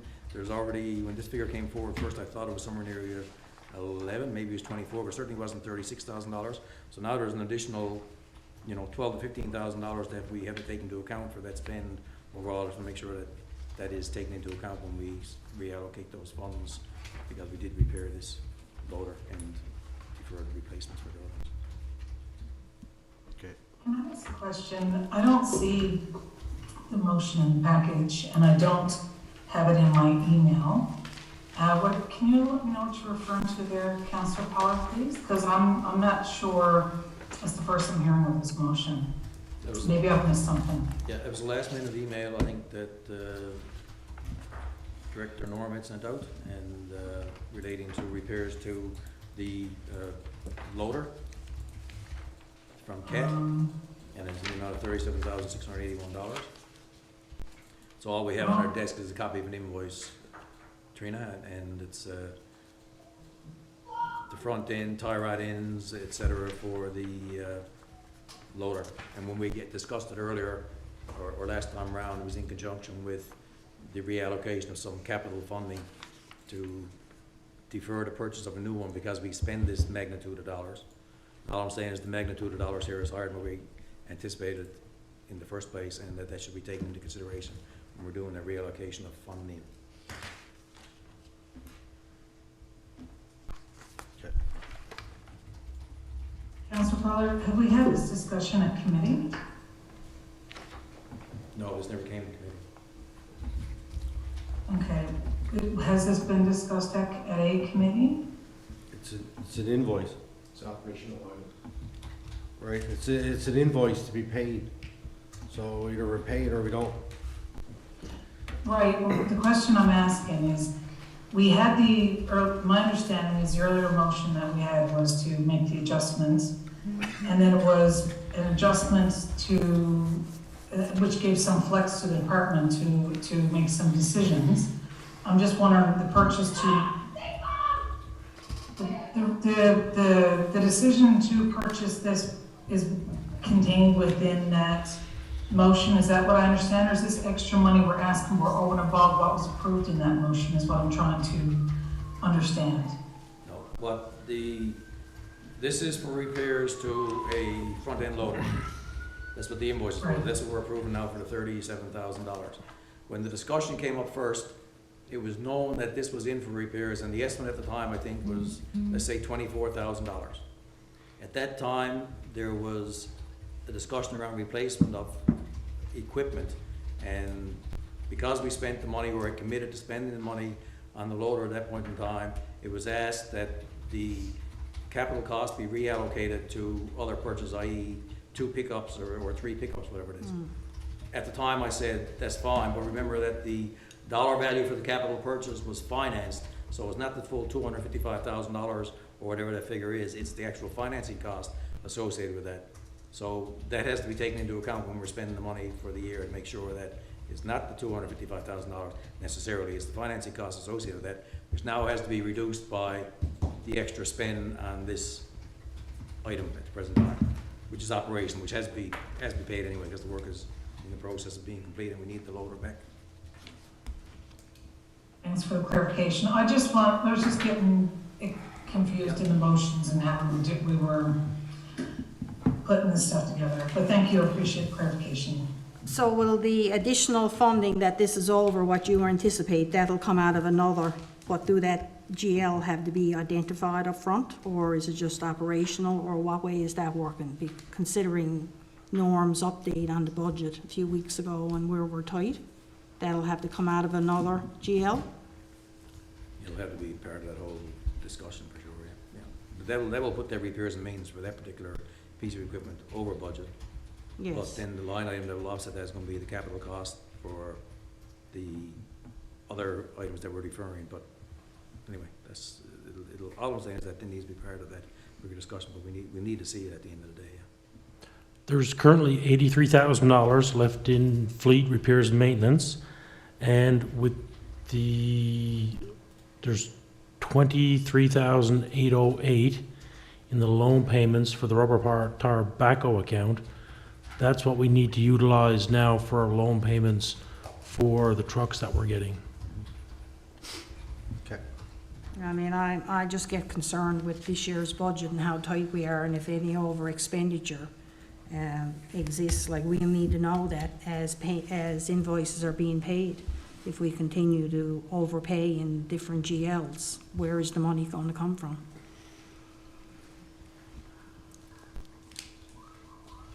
Okay. We did that discussion at committee, and we had suggested that we do another update in June in terms of a projected budget to see where we're going to be at the end of the year, or at least indications are, because there are some accounts going over, and we know we had the conversation with Councillor Tapper and Councillor Goss there a while back too, in terms of a couple of items, be it the HR and the legal expenses. We know that they're tracking over, and now we know repairs and maintenance is going to track over. So we need to do a projection of the budget for where we anticipate we're going to be and see what we got to do. Yeah. Okay. All right. Call question. All in favor? Aye. Opposed? Carried. Thank you, sir. All right.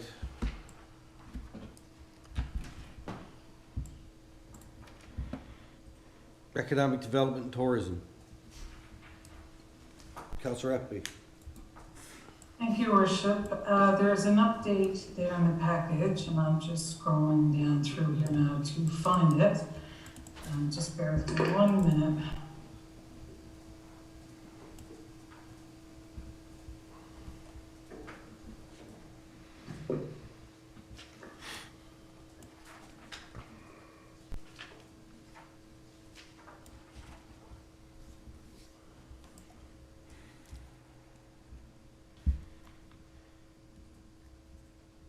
All right, thank you. Okay, so the update talks about the Youth Entrepreneur Program, and there's an update provided for Holy Trinity, the posters being submitted to the schools and submissions being due for June 8th. There is an update there about the Chamber Partnership Initiative, partnering with the Portugal St. Philip's Chamber and the potential Business Passport Program. There's an update on the Regional Wayfinding Initiative and a meeting that was held on May 13th with regional partners to have a conversation about next steps. So the Economic Development Officer is collaborating with the History House Manager on that. Under tourism, it's National Tourism Week from May 29th to June 4th. The proclamation was provided to Council. A week-long tourism in Torbay photo contest will be posted on social media for Town of Torbay residents only, and the Did You Knows will be posted daily. Tourism ad destination marketing. So we have some tourism ads that are being created for Ontario, focusing on the 50th celebration anniversary.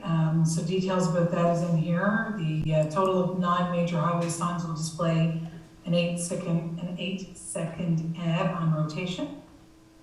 So any information you want on that is in here.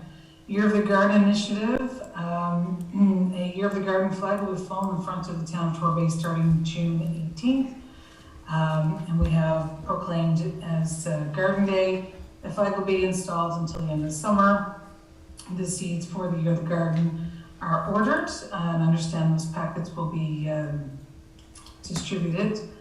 So information on that is in there. And new business, there's a note there about Economic Development Officer Lawrence participating in a meeting with NL Power regarding the EnviroFest grant. And the town's newly adopted mobile vendor regulations was shared with the NL Mobile Vendors Association. If anyone has any questions on any of the information that's in there, I'm happy to take them and bring them back to committee. We do have a next meeting of June 2nd for Economic Development Tourism, and we'll take it from there. So if there's no other questions, that ends my report, Mayor. Thanks. Okay, thank you. Any questions? Alrighty. History, Heritage, Culture, and Arts. Deputy Mayor. We haven't had a meeting. It's the last one. There's an update there. Okay. Sorry.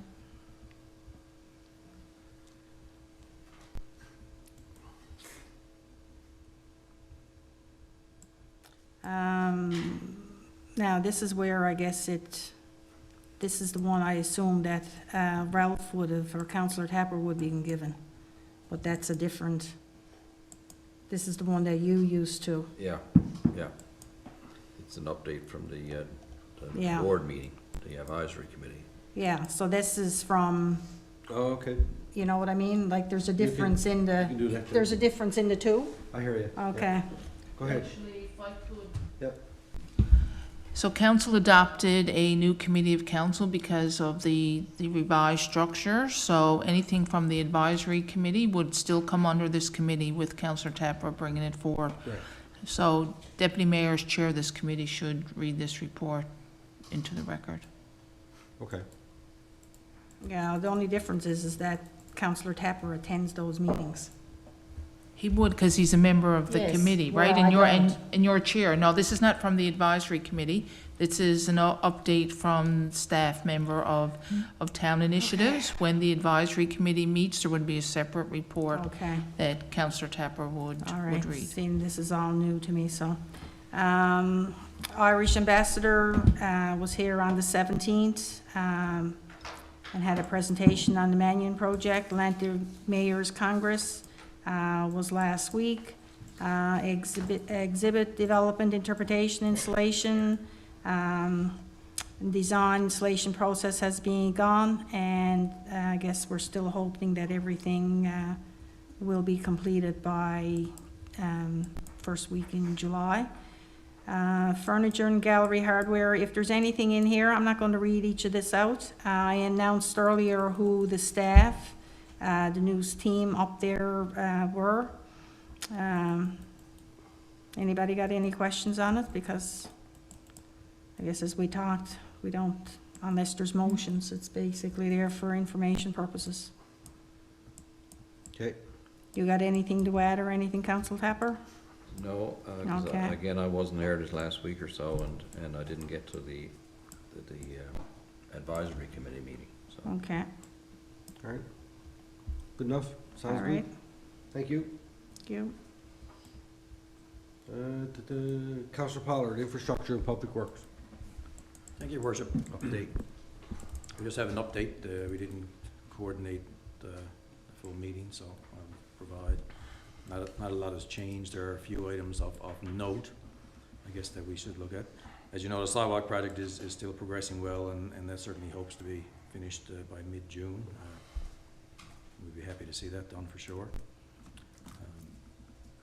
Roadwork project, we did get an approval from, as you know, from Multi-Year Capital Works for some work to be done, and part of that work was in relation to the trails. We had some discussion around the requirement now for municipal affairs and that whole process with Multi-Year Capital Works money, and the need to have a a prime consultant on each project, and the prime consultant would, for the trail side of things, was $129,000, and the prime consultant amount would probably eat, you know, one-third of that up or something along those lines. And we always use Grand Concourse for our trails, and we can't see, throwing away $30,000 on a prime consultant to do something that Grand Concourse does for us all the time anyway. So in discussion with Brian, he came up with the idea that maybe we transfer the money to more of the roads project and get approval from municipal affairs for that, and then we will seek to get more trails done in next year's budget without having to spend the additional $30,000 or so for prime consultant. So the motion here is to submit a change in scope of work for the project 17, multi-year capital works 22-00068 open space and trails to reallocate the trails portion of the project to the roads project number 17 MYCW 22-0069 portion of the funding agreement. So moved. Second. Moved and seconded. Questions? All in favor? Aye. Opposed? Carried. Still working on the generator project. That's in the hand of the prime consultant actually to work that through, to go to tender for that. In relation to the sidewalk project, and I didn't mention it, we had talked about the flashing lights, I guess, at the fire department. We may have to try to find some other source of funding for that because there are some overruns in the gas tax project where we did Country Drive, I think, and Ready Drive, and there may be overruns, so we won't know until those projects are actually finalized to find out how much gas tax money we have left, because we were going to look at the gas tax money to assign to those lights across the way. Although the infrastructure will be included in the ground from the sidewalks project side of things, the actual lights themselves will have to be another source, but this will be discussion for another day, because I don't have an answer to where that might come from. Security, we had talked about during budget time, obviously, the cessation of the project with the commissionaires, and that we would go back to what we were doing a few years back in terms of hiring security for the summer months. And we went to tender or bids, and we got 3, of which Garda World was the lowest. So there's a motion here to award the 2022 security services contract number 2022-001 to Garda World in the amount of $33,776.96 plus HST. So moved. Second. And the amount is part of the $50,000 that is there in our budget, so it's under budget for that purpose. It leaves us a little bit more slack there, hopefully, to. Any questions? Can I ask a question?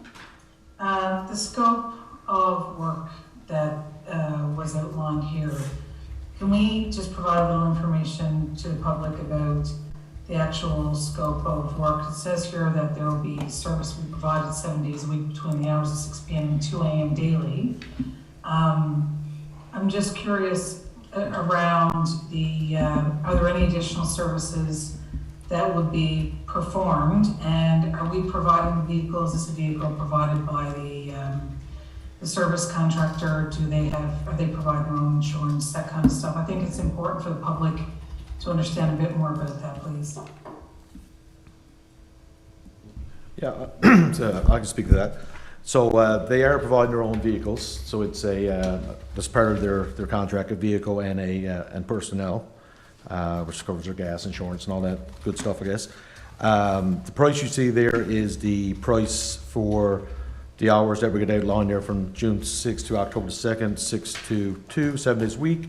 I do have hourly prices as well, so if there's any additional things that we want to do throughout the year, say special events and stuff like that, we can call on them for that stuff as well. I think those answered your questions. Thank you, Brian, I appreciate that. Just one last question. If there was a need to request anything beyond the $33,000 that we have, would that require a motion? Just clarification on that, please. I think if it's within our budget, maybe it wouldn't, but I would have to check with with our corporate service director on that for sure. Because it is, like I say, it is $18,000 below budget or so, taxes. Yeah, and that's the reason why I asked. I just want to make sure that we have clarification, like, if we have this, and then is there an ability to use the company for further services up to what's allocated under the budget? Is that a possibility? I know there were other services that we were asking municipal enforcement to do when we had them in place before, so that's the reason why I asked. Just wanted to understand, to have some clarity for the public. Sir, that's a good question. We certainly- Anything above $5,000 and extras would have to come back to council for a motion, because it's outside our spending authorities as staff. So we could approve up to, I could sign off up to $5,000 based on the request, as it is a budgeted item. But anything above that would have to come back to council. Great, thanks for the clarification, guys, really appreciate it. Thanks, Doc. Thanks, CEO. I got a question here, and I'm just wondering, how do we decide on what the hours were going to be? Because I'm looking at it from 6 p.m. to 2 a.m., like from, like how do we get, I know down your way, Councillor Pollard, what time do they finish? I thought it was like 11 or 12. How do we manage to get at 2 o'clock in the morning? So we looked at the RFP that was issued prior to having commissioners offer our service. So the scope of work was modeled based on when we had previous security firms offering patrols within the town. Well, I can say right away that having them on till 2 a.m. in the morning, when we know that in the afternoons and knowing the limited amount of availability that we have, I can't see how they can be there till 2 o'clock in the morning. So the first thing I ask, is there any way that those hours can be changed? Because to me, it's more productive to have them until at least 12 o'clock, and that would bring them on at 4. Like, I got a question, are we getting the best bang for our buck at this point in time? And I can't see it from, even when we had our commissioners. I mean, that wasn't something that we looked at, and a lot of things have changed since we had them. We've had the commissioners the last number of years, so right away I would say, do we need them, and is there a possibility of changing their hours of work?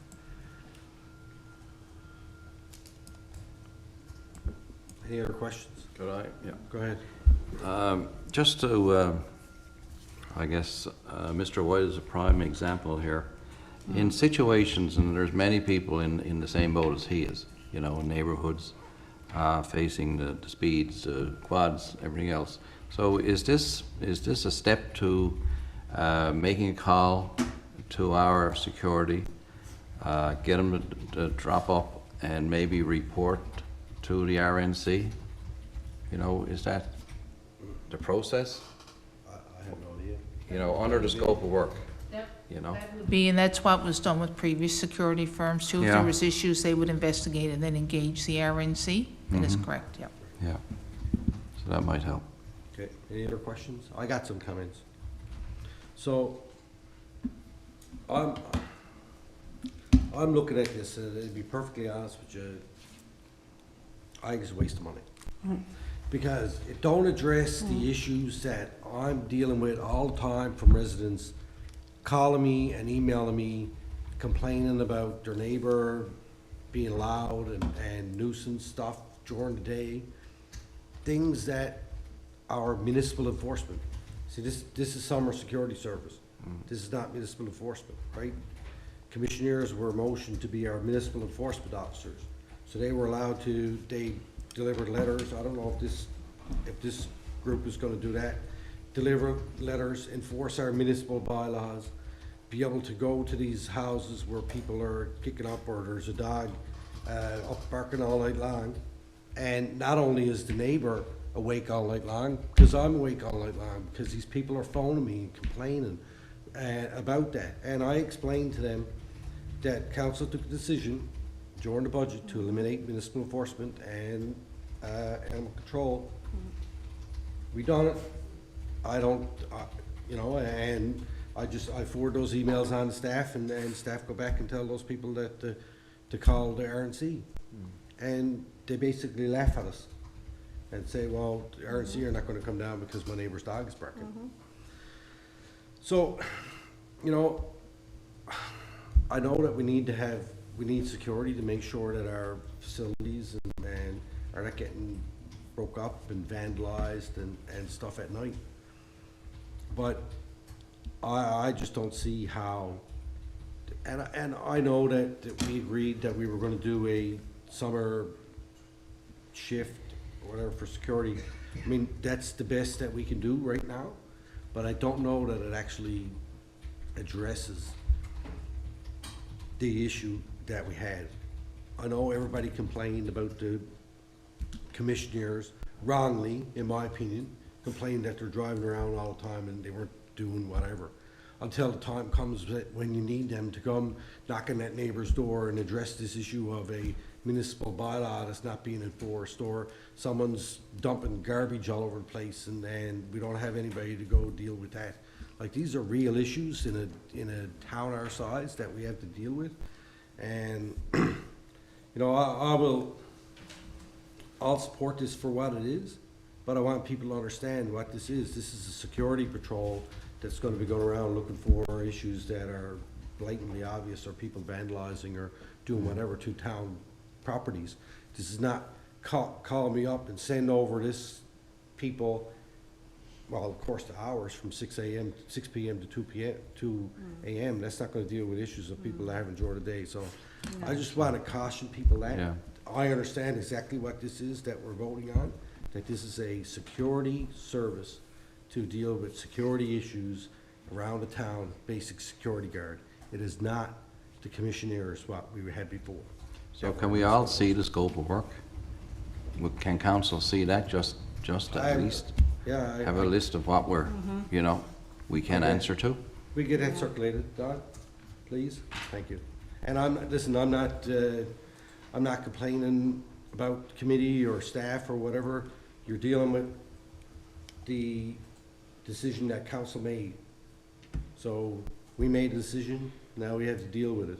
But this doesn't put us back to where we were before. Yeah. Am I correct in that, Brian? You are, and I'm glad you made that point, because this is what council asked for in the budget, was security services. Not MEO, not animal control, not police, we got development control, but that's what was asked for by council during the budget. Okay. So that's what we put out, just to be clear. But I can share the scope.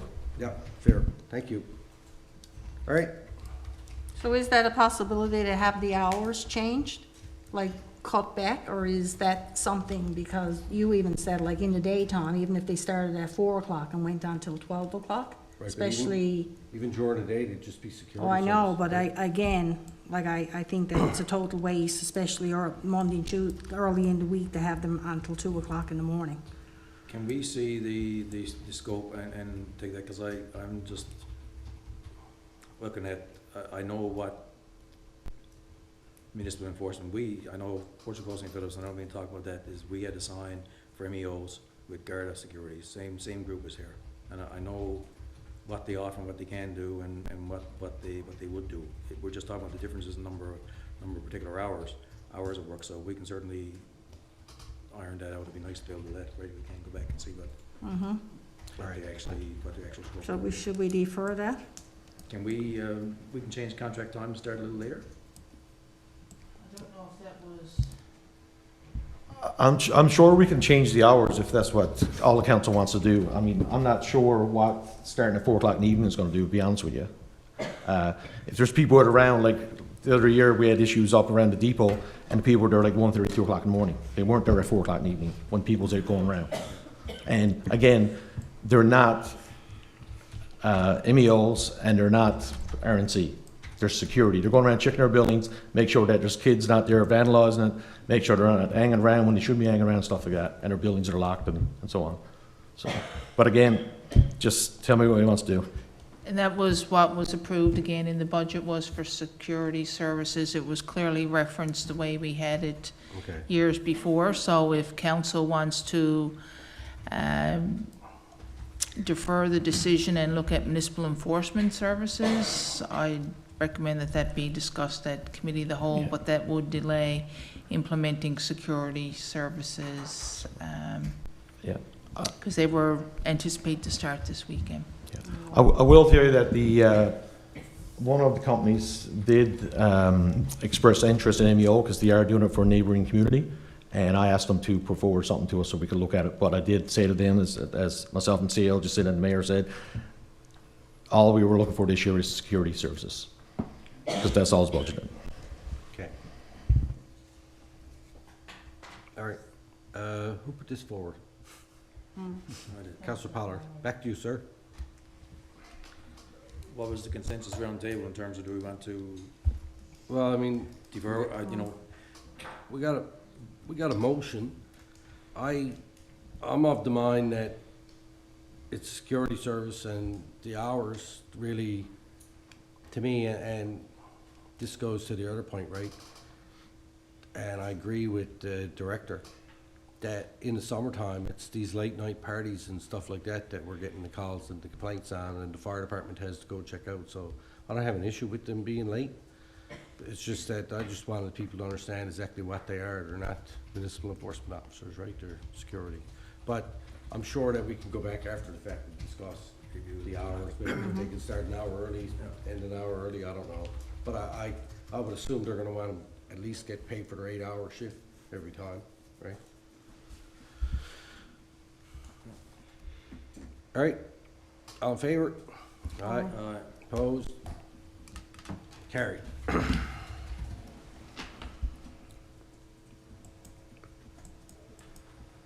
that it, sir? so ends my report, Your Worship. Can I ask a question with regards to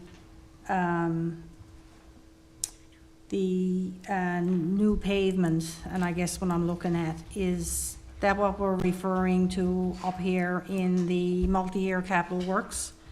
The tender going out for the road work or for paving this year?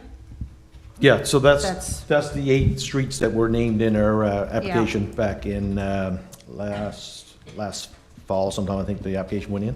Or might have Okay, been before because that. I'm just looking at, I guess, approval by the 18th of July, so I guess, once again, to have it start as early as possible, because we were all hoping that maybe it was going to start, like, you know, in June this year, rather than, the sooner we get into queue, the better. Yeah, so it's always a catch-22 for starting asphalt, because you got the buses on the streets until the end of July, or end of June, sorry, and so then you got people concerned about the buses being on the streets, and then it's all about the tender process and how quick we get it through TI and then through council. So like I say, they had it pushed out a little further, so I asked them to redo their schedule, so we would have it for a meeting on the 18th of July. Okay. Like I say, there's 8 streets involved in that one, right? There's one thing that's there, and a number of people have mentioned, you know,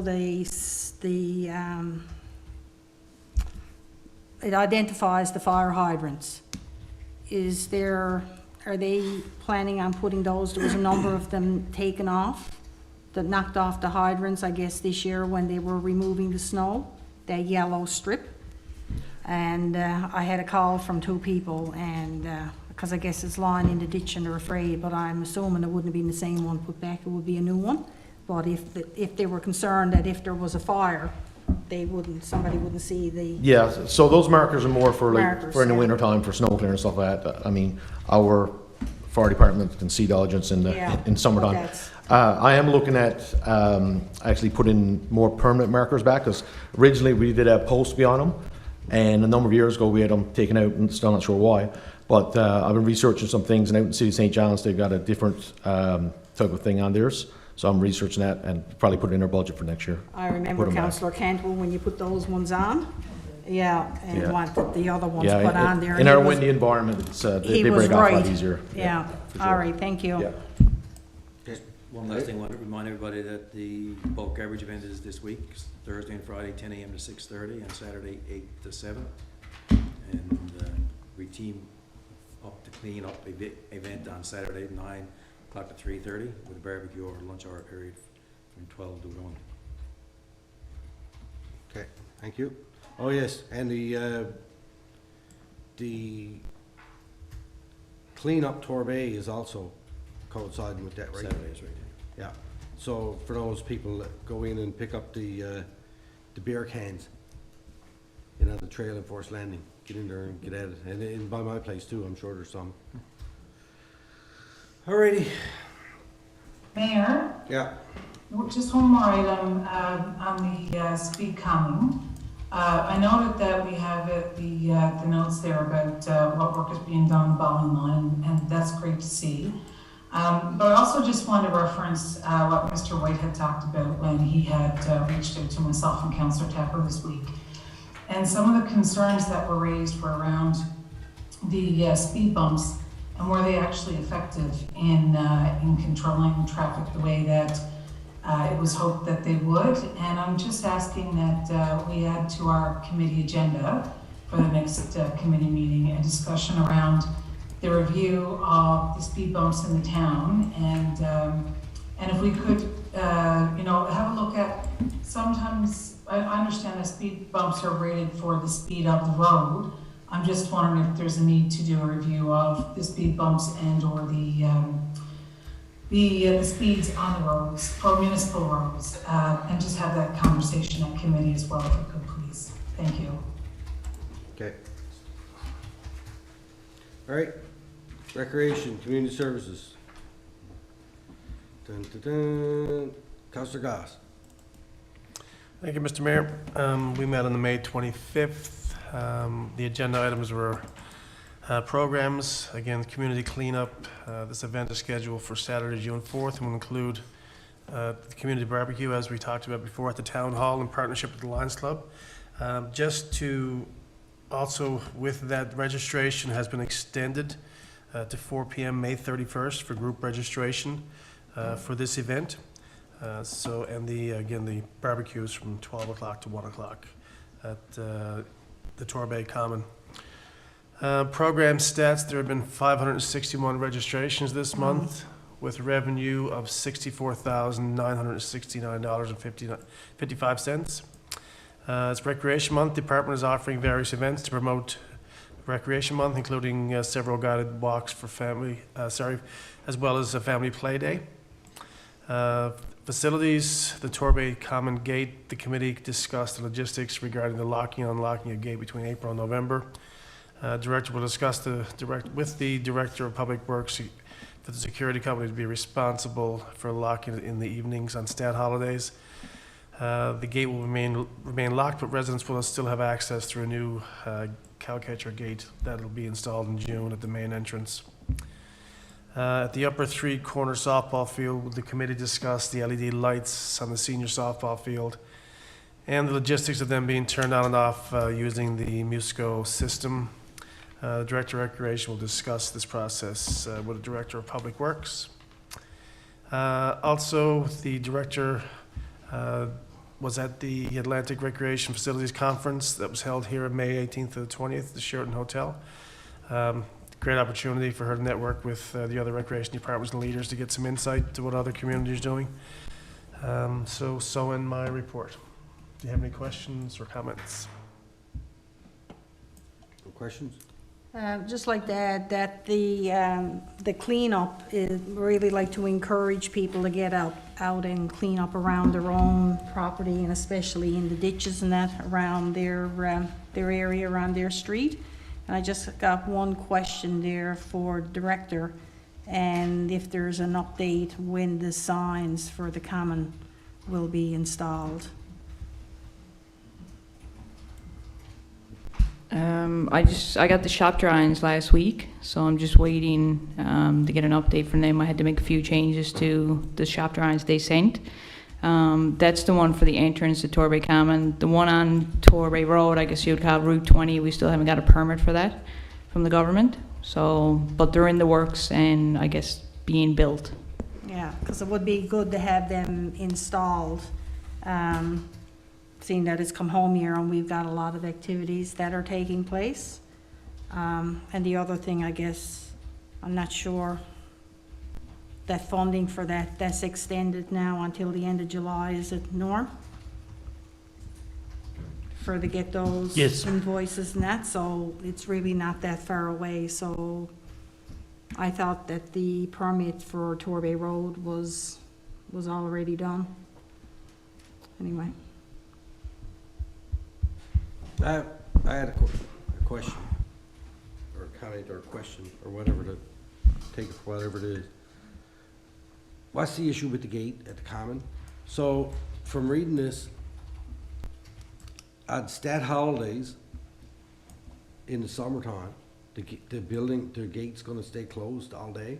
So on regatta day, if it's 30 degrees outside, and the building is closed, and everybody's off, and you're not even gonna be able to go down into Common because the place is gonna be closed all day long with the, and the splash pad won't be on like that. The splash pad won't be used because nobody working.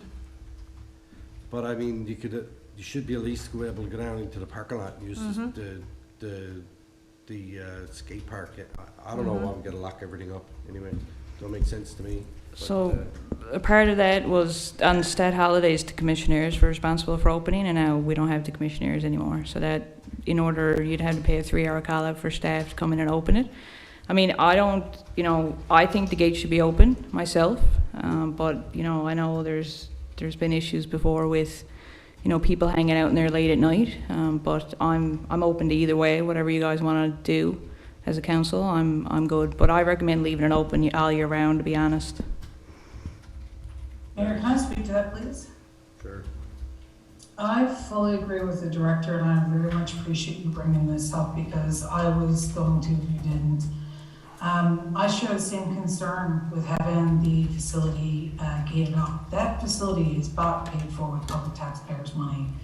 And on days, if we do get 30 degrees in this regatta day, and families want to take their children into a splash park that they paid for, I feel very strongly they should be open and available to residents. If we lock that gate and have a gate there where people can walk through, where are they parking their cars? Up above, is there sufficient space? Why would we block off our own town asset? There was a conversation that just happened about hiring a security service and for them being on until 2 o'clock in the morning. And I do understand there have been issues in our town. I do know there are reasons why we need security services, and I fully support hiring, municipal enforcement officers and or security services in our town for the resources that we need them for, absolutely. But I really struggle with, I know a lot of the public really struggles with having this facility locked down and not available for people to be able to use. So I have a big concern with closing this gate, having it remain locked, making sure that people don't have access to get in there, especially on a stat holiday when we need it the most. I would ask the committee take this back, review it again, and come back with some more thoughts about it, because I think that the general population of our community would want to have access during stat holidays and would want to make sure that we do have people and resources available to get the best use of that facility all throughout the summer. Thank you. Okay. All right. Thank you very much.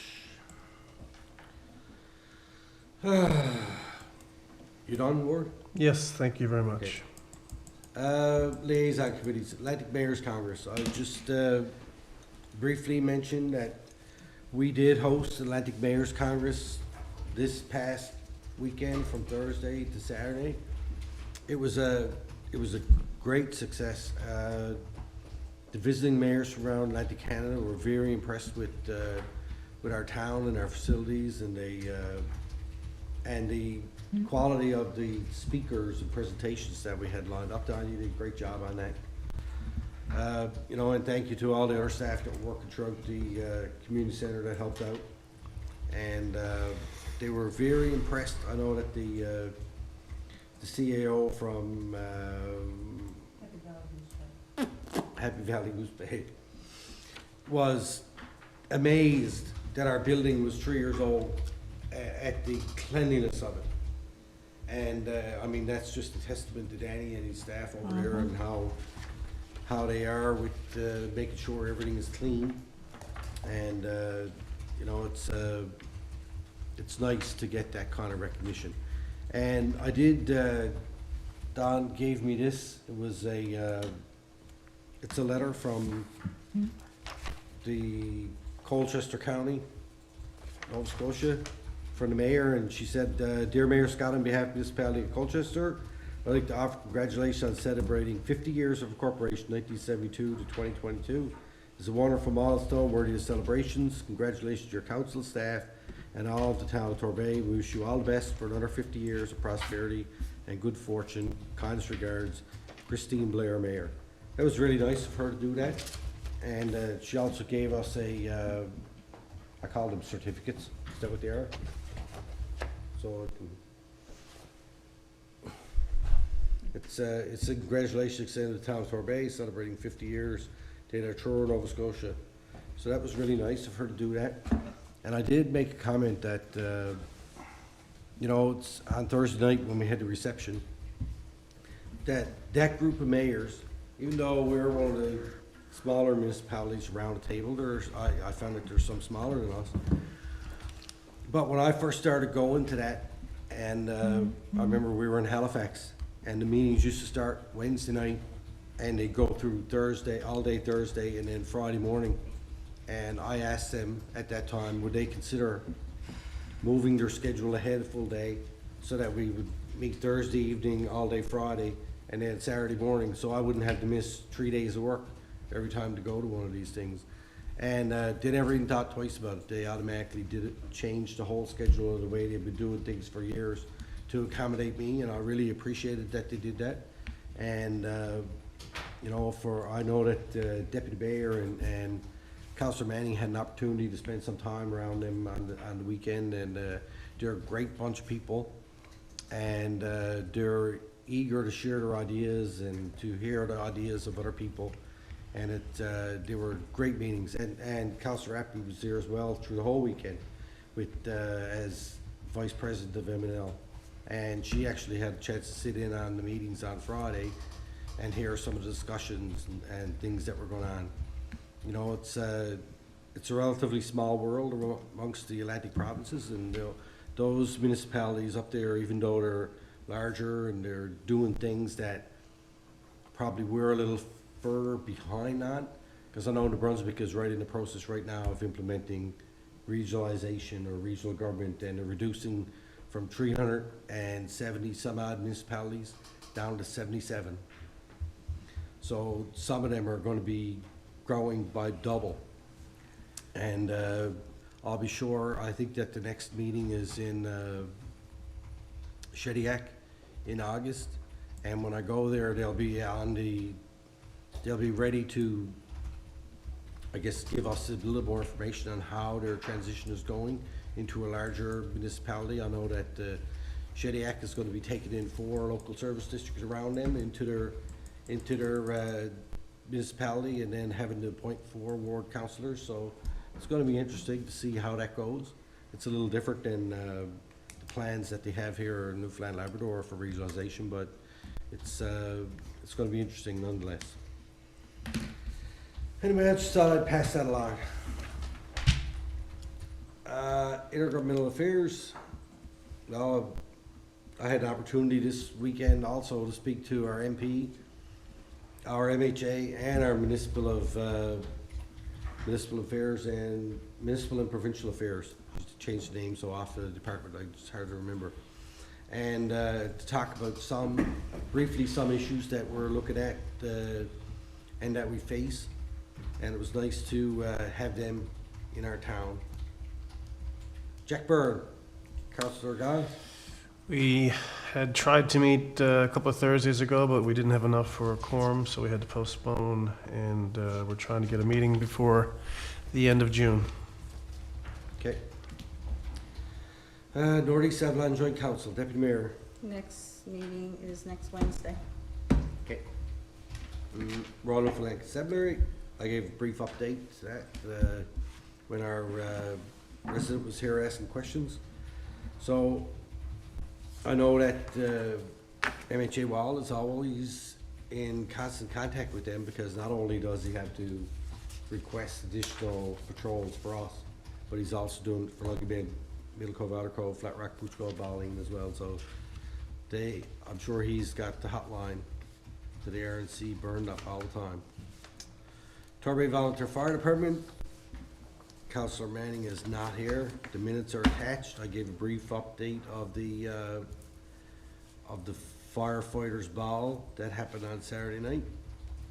And I'll let her talk more about that when she comes back. Urban Municipalities Committee, I have nothing to report there. We haven't met since the M&L convention. I do know that we're planning on having a meeting soon, so I got to follow up with Craig Pollard on that. Notice of motion. We have a notice of motion here from Councillor Appleby regard to Federation of Canadian Municipalities resolution. Mayor, could I ask again for a potential conflict vote, please? Yeah. Under section 209. Sure. Get someone to put forward a motion there. Can you do that, Councillor Pollard?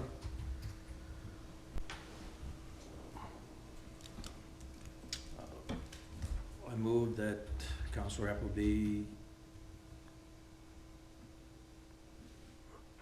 is in conflict of interest in reference to election, or Federation of Canadian Municipalities election to the Board of Directors. In conflict? In. You can vote against it. What? You can vote against it. I'm only asking. I just want clarification, that's all. Sorry. Yes. Okay. Seconder? Second. Discussion? Go ahead, Tony. The motion is not, whether or not the person who puts it forward is not in conflict, I wouldn't think. They're just asking that,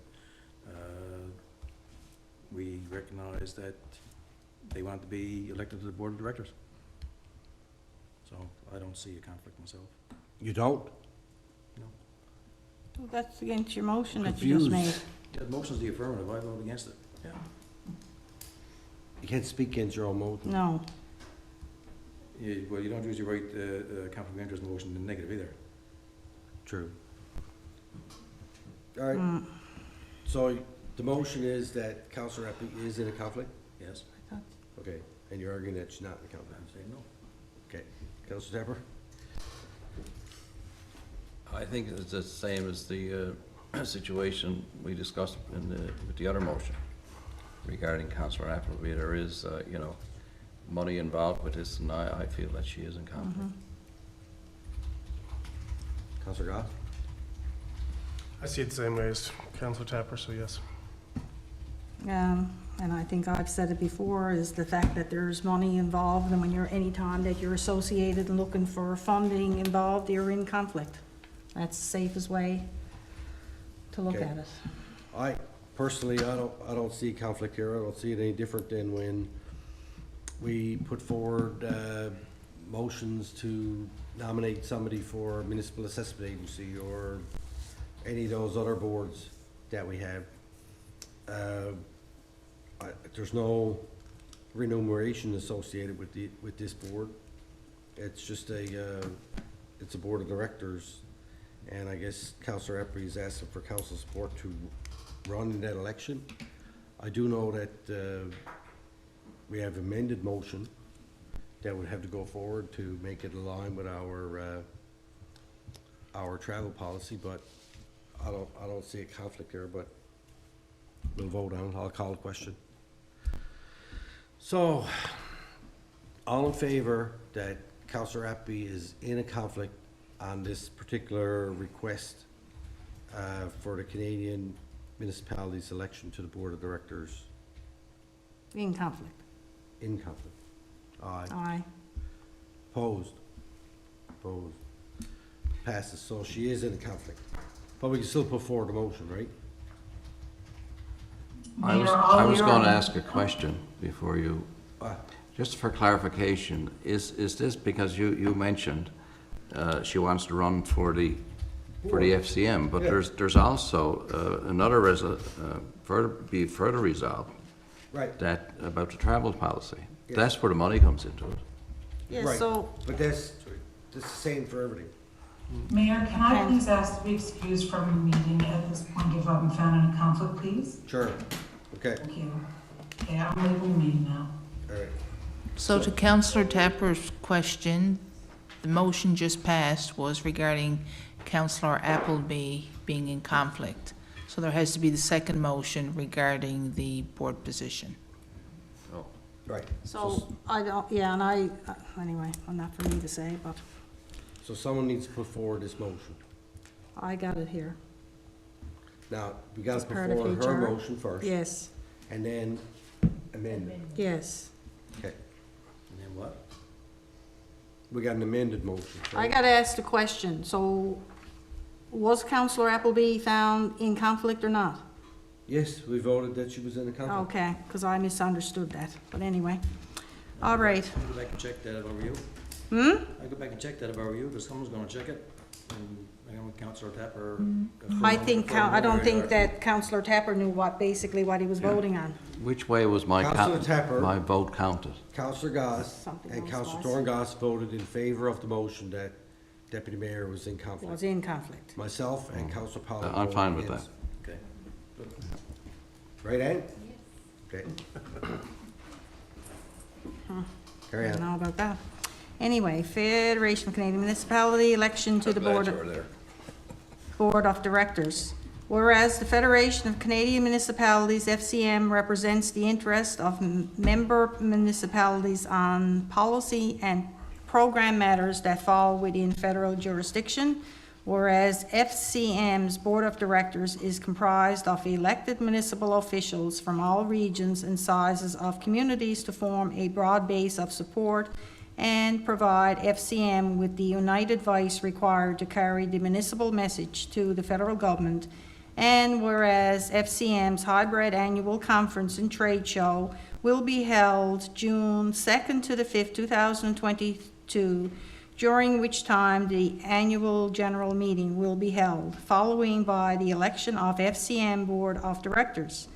Be it resolved that Council of the Town of Torbay endorse Councillor Trina Appleby to stand for election on FCM's Board of Directors for the period starting in June 2022 and ending June 2023, and be it further resolved that Council cover costs associated with Councillor Appleby attending FCM Board of Directors meetings. So moved. Mover, seconder. Second. So, now I want to make a friendly amendment to this? Or do we have? It's not a friendly amendment because. It's an amendment. It's a change. So now I read out the whole thing, or do I just make the change? I think you can,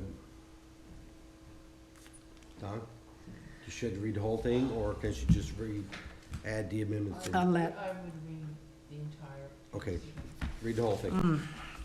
okay. Whereas the Federation of Canadian Municipalities represents the interest of member municipalities on policy and program matters that fall within federal jurisdiction. Whereas FCM's Board of Directors is comprised of elected municipal officials from all regions and sizes of communities to form a broad base of support and provide FCM with the united voice required to carry the municipal message to the federal government. And whereas FCM's hybrid annual conference and trade show will be held June 2nd to 5th, 2022, which time the annual general meeting will be held following by the election of FCM Board of Directors. Be it resolved that Council of the Town of Torbay endorse Councillor Trina Appleby to stand for election on FCM's Board of Directors for the period starting in June 2022 and ending June 2023. And whereas FCM does not cover cost or reimbursement expenses for Board of Directors meetings, be it further resolved that Council will cover costs associated with Councillor Appleby attending FCM's Board of Directors meetings as per Council Professional Development and Travel Policy and the 2022 Professional Budget Allocation for individual council members. So moved. Okay. Move, seconder? Second. Seconded. Okay, so what I ended up doing this time was just, I guess for anybody listening, read the original resolution from Councillor Appleby and then amended it as per our travel policy as the amendments, so that everybody is aware. Yeah. Comments? I'm one of these people, and be it known that I was on the first council that thought to get council to be able to attend FCM. And then it came along that we could get 2 people to attend. And I'm all for this, and I think that it's great. But based on the budget that we had this year, and it's not only attending this, but it's several meetings, and I think that CEO, I know we looked into this when it came up, but you'd be looking at, if we were to allocate and go outside this, it would be potentially the whole professional development budget would just go to somebody attending the FCM from a board of directors. I think you looked at it as roughly $15,000 for a year. And I, for one, knowing the budget and listening here tonight with the amount of overtures that we already have, and still 6 months, again, if I can't see myself supporting anything to do with any kind of travel or additional. And I'm all for her participating, but not for travel or the town paying any cost above and beyond the $2,000. Isn't that what this amended motion means? Yes, Is that according to our policy? yes. Right, so. And our policy has $2,000 allocated in it, that's why, yeah. All right. Ward, have any thoughts? I'm good. Ralph? I do support the amended resolution, but I still got a problem with the endorsement, because I feel that, and I mentioned it before, that really we've got to get this council together behind locked doors, no lawyers, no consultants. Maybe we shouldn't include Don, but we gotta have an open, honest discussion on where we are and where we're going. So if people are in good standing, including the mayor, if you're not in good standing, in my book, you're not going to the Atlantic Congress, right? And anybody else who wants to go to MNL or whatever. But, you know, we gotta determine that amongst ourselves and have that serious conversation. And until that's done, the cloud is always gonna be over this council. Councilor Pollard? Yeah, well, I'm going to go back to the discussions we had around budget time and the dollars associated with that. So whatever motion leads us to that side of things, that's where my mind is. So, you know, the limits that we spoke about are the limits that we adhere to. My only issue is that we gotta make sure that this is treated equitably to everybody across the board regardless. And if we're talking about council on top of that, I'll even say the Atlantic Mayors Conference for that matter, in terms of council initiatives and the costs associated with that, have to all be within what we agreed about in the budget. We can't say, yeah, we spend more on this because, yeah, it suited us at the time, and not allow this. I mean, FCM is a umbrella organization that, you know, majority of municipalities pay into its membership fees. You know, should a town, you know, support to have someone there at the FCM table? Probably yes, if they can do it, and we can support it. I mean, we didn't. I mean, the whole history behind this discussion and the allocation of the dollars is where it is, and the whole budget process we went through. So, you know, I'm fine with restricting the allocation to the dollars that are there. I think we should look at it again in 2023 for sure, from budget time, to make sure that, you know, all these costs were, and in retrospect, all these costs were known at budget time and were not brought forward at budget time either, as far as I'm concerned. So they could have been put on the table. Listen, this is what it's going to cost, and that conscious decision could be made at that point in time to include or exclude or look for money elsewhere, and it wasn't. So, you know, I'm content with the decisions we made at that time, because we agonized over those decisions, and we took a lot of you know, you feel the scratches on your back from people calling at you saying that, you know, what are you doing with the tax rate and all this stuff, and we decided to cut back this particular area, and I'm fine, but I just wanna make sure that is not pointed, and that we all look at it in terms of what council initiatives are as a whole, from professional development, you know, and good, bad, and the ugly, and take it on that face, so.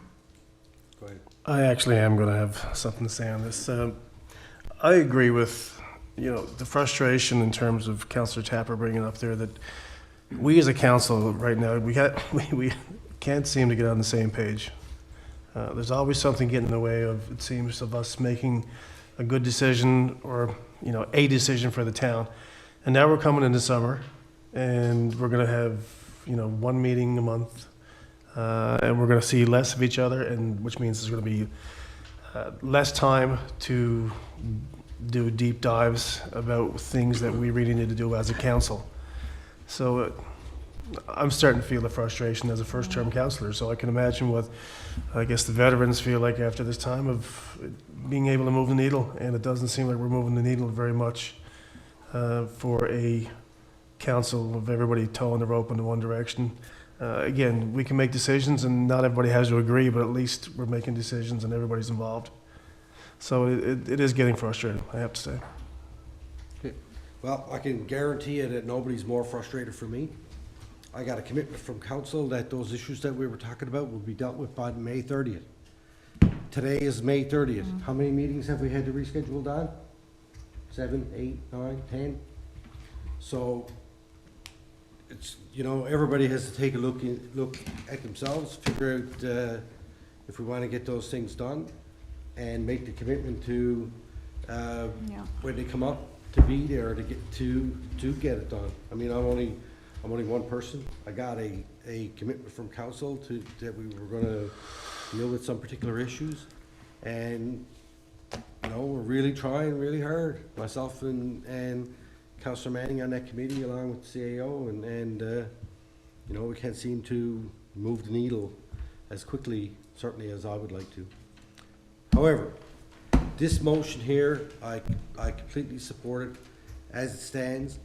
I do not think it's my job to get in the way of another member of council who wants to pursue an interest as like FCM or MAA or any of these boards that are open for elections, as long as it fits within our policy that we've adopted in terms of professional development and travel. And that's what that amended motion does, and I fully support Councillor Appleby to rerun for that board of directors if she feels that she wants to do that within our current travel policy. And, you know, I don't think it's my space to say, as long as it's not gonna cost the town any additional money, then, you know, fill your boots. All right. Back to whoever put the motion forward. Deputy Mayor. Okay.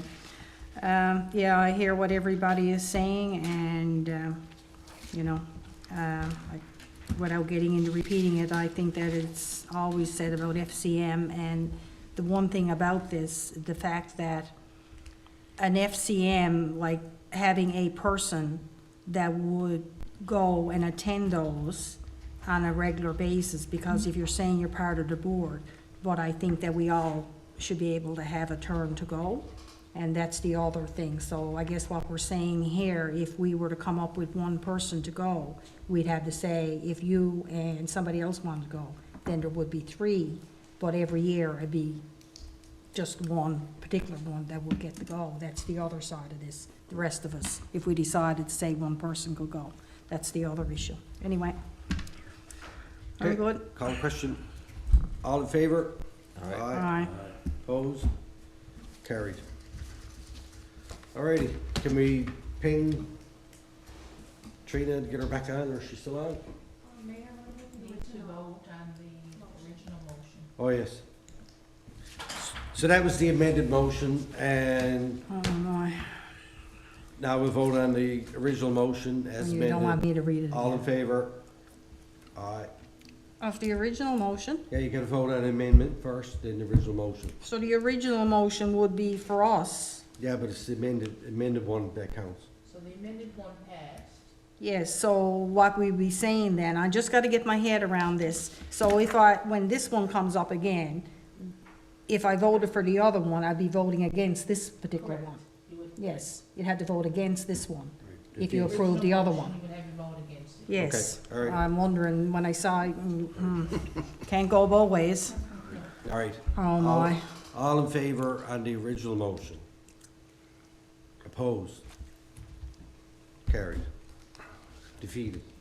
Whatever. Defeated. You carried the decision that we wanted to do. Yeah. All right. Long night. Oh, And you should advise, Councillor Appleby of the decision when she comes back in. okay, and she doesn't have, does she have a copy of this amended motion? No, because I thought she was coming, Okay, so the paper copy is on her. all right, can we forward it to her? All right, thank you. All right, wait till she gets back on. Probably knows anyway, probably looking at us. Huh? Probably live stream anyway. Probably.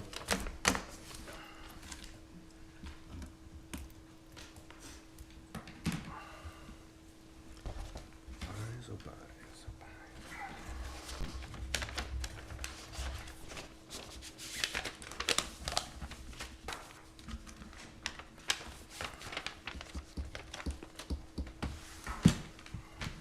oh, Is she planning on coming back? Yes, she just. Oh, she's in now, okay.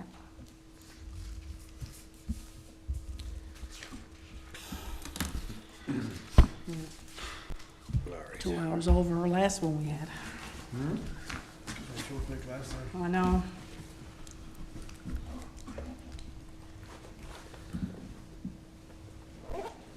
Ralph, can you stay for a few minutes after A meet few with minutes, Dawn? it's 9:30. Well, could be 11:30, but I still need you.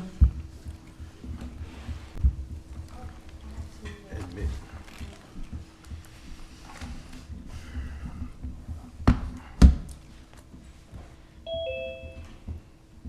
Come in. You back, Councillor Appleby?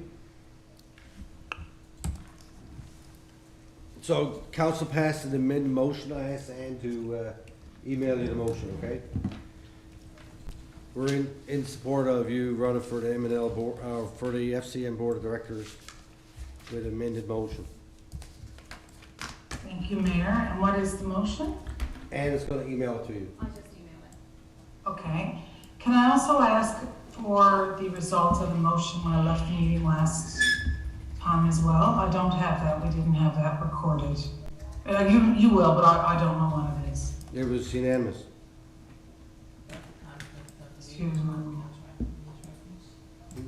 Is that the motion you talked about, the one we just voted on? No, the one that I was asking about was, the Conflict? first time I left the meeting when, council took a decision. I didn't get an update on the decision of council. The budget allocation for, Oh, that motion was deferred, right? Is that what happened? but both Councillor Appleby and Councillor Goss were also declared in conflict. Okay, so both Councillor Appleby and Councillor Goss were declared in conflict. Right, but there was a decision of council on what you guys were choosing to do. I'm not sure what that is, that's all. Oh, we Just deferred, as- It was deferred. we deferred that motion. Got it. Okay, thank you for the information. Thank you. All right, where are we to? New business.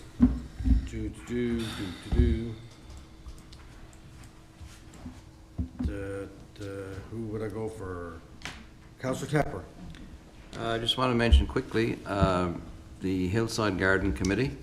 If anybody took a run up Northside Hill, on the other side, you'll notice the garden is in full bloom, and is all due to 4 or 5 men and women who look after that particular garden. So I just want to thank them for their work and effort. Okay, perfect. I'll join you in thanking them. Councillor Pollard pass, Councillor Goss pass, Councillor Appleby. Thank you, Worship. First off, I wanted to thank the mayors that attended the Atlantic Mayors Congress this past weekend. Like I said, it was fabulous to meet some of them in person and actually have face-to-face conversations with them. I've been working with some of those mayors for the past 2 years, and they're lovely and fabulous, and it was just great to get to spend some time with them in person. I also want to do a thank you to the Torbay Volunteer Fire Department. I know that yourself and Councillor Manning, I believe, were the only two from council that were able to participate in attending the festivities this weekend. But I just want to make sure that they knew that they're very appreciated. Your work is always awesome, and I just want to do a big thank you to them. And the third thank you I want to do was to my mother. God love her, she came in from the Bureau Peninsula to look after my kids so I could go to symposium in Gander. And I just want to do a big shout out to her. If it wasn't for the community people that I have around me providing support, it'd be very difficult to do this job. And I'm very lucky and very blessed to have a lot of good people around me willing to help and provide support so I can function as a single mom and also, fulfill the roles that I have here with council. So those are the thank yous that I want to extend this evening. Thank you. All right, thank you. Mayor, one last point before I do just hand the floor back. I did see the motion. Thank you, council, for that. That nomination has to be submitted. Today is the very last day of deadline. Okay. So is staff going to contact me with making sure that's submitted this evening if they need anything from me to make sure that's filed tonight? How is that going to go? Do you have copies of the nomination forms? We don't have any on file. They're on the website with the link that I sent to you guys where the original motion would have come from. And noting that it's been amended, I would expect that council would maybe have to print that and send it along to FCN. But when we had this discussion, when it was deferred last time, there was a commitment that these nomination papers will be in tonight because at 12 o'clock tonight, that is the end of the potential nomination period for this nomination. Do you know if your signature is required? I haven't seen the nomination forms. I was on annual leave for the past 2 council meetings, so. Yeah, if they are required, I can be available this evening to sign the form and send it back to staff. So if you guys can let me know if there's anything that you need from me, I'm happy to print, scan it, and send it back to you from here. I can do that this evening. We just need to make sure that it is sent in. The notice of motion, I believe, was presented 3, if not 4 council meetings ago. So I'm really hopeful that we can get this done because that motion has to be filed with FCN tonight.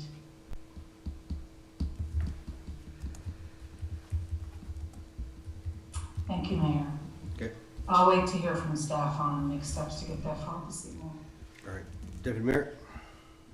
I just had, thank you. And it's to all the volunteers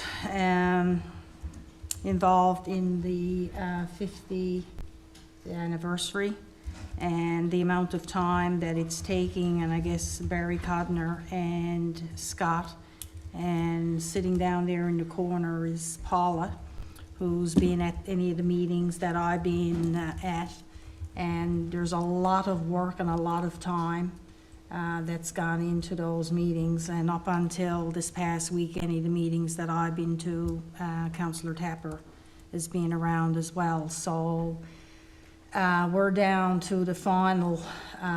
If we want to use the Northeast Avalon Times as one of our media outlets, then we need to have everything finalized for July month by the 10th of June.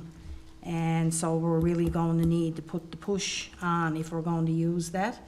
So anyway, a big shout out. There's a lot of people and there's a lot of enthusiasm around the table when people are coming in with ideas on what we need. And actually, I just mentioned it to Dawn, and I need to speak to Councillor Tapper after this meeting to get a decision on something that were required anyway. I should have had for last week at the last meeting. But a big thank you to everyone, and Paula is keeping us right on line. So all of council received the rec card that went out, and that's basically the overview, but now it's the matter of looking at the logistics. The big thing, I guess, that we, Paula, with regards to picking up on something was there will be no fireworks this year on July 1st, as we normally do. They'll be on August 4th. So for anybody that's inquiring, that we're actually having them that night. So that's the big thing, so thank you. All right. Thank you. I just got a couple things. I want to pass along condolences to the family of Eileen Codner, wife former Mayor Bob Codner, and my next door neighbor for my whole life growing up. They were like another family to me, really, and you know, it's very sad on her passing, and I want to pass along my condolences to her and to the whole family, and you know, it's pretty sad, but stuff. And also to the family of Vince Manning, another gentleman that I know since I was this tall, and I guess when I was 10 years old, I started delivering newspapers to his place, and then later on, as I got a little older, I had the opportunity to go rabbit hunting with him a few times, and with some of the other people that we hung around with, and you know, I know that he was very well liked, and he up to North Pan home, and I was happy to see him at the St. Paddy's Easter bonnet party concert for seniors. It was nice, and I had an opportunity to have a little chat with him that time, but I just want to pass my condolences on to those two families. Congratulations to all the 2022 graduates. I'm a bit biased there because my daughter is graduating this year, and I know that they're all excited. The kids are never excited as the parents are, and I know that myself, my wife, and my parents and our families were very excited on the weekend to see them get dressed up and go to their graduation party, and everybody being safe and responsible, hopefully.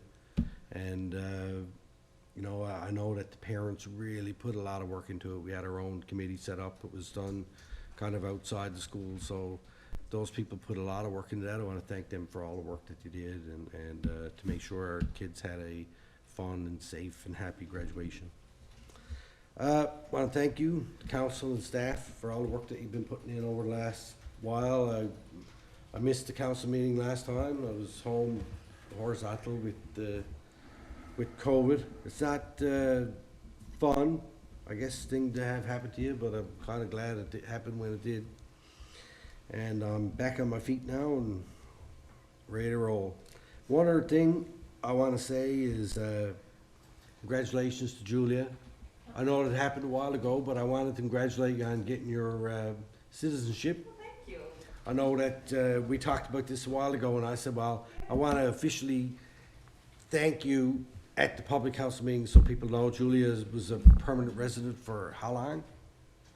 About 20 years. 20 years. You know, it takes a while before, well, it must be a pretty good spot, Canada and Newfoundland, if you wait that long to be able to become a citizen. Now you'll be able to finally vote for me next election when you move to Torbay. Or you can vote for Dan Thank Green. you, but yes, I can vote now. Yeah, Thank you. something as simple as that, and it's something that we've talked about around the M&L table and Atlantic Mayors and FCM about permanent residents being allowed to vote, because you can live in Torbay or any town, be a permanent resident, be there for 20 years, own a house, pay taxes, do all those things, and yet you can't go over on election day and put your name down and check the box for the person who's going to be coming to your house with taking your money in your taxes, right? So congratulations. I just thought that I'm glad I remembered it, but okay. Thank you very much. Oh, you're welcome. That is it. Oh, question and answer. Anybody have any questions? There is an email from Madeline Florent. I sent it to you, Mayor. Okay. Thank you, Don.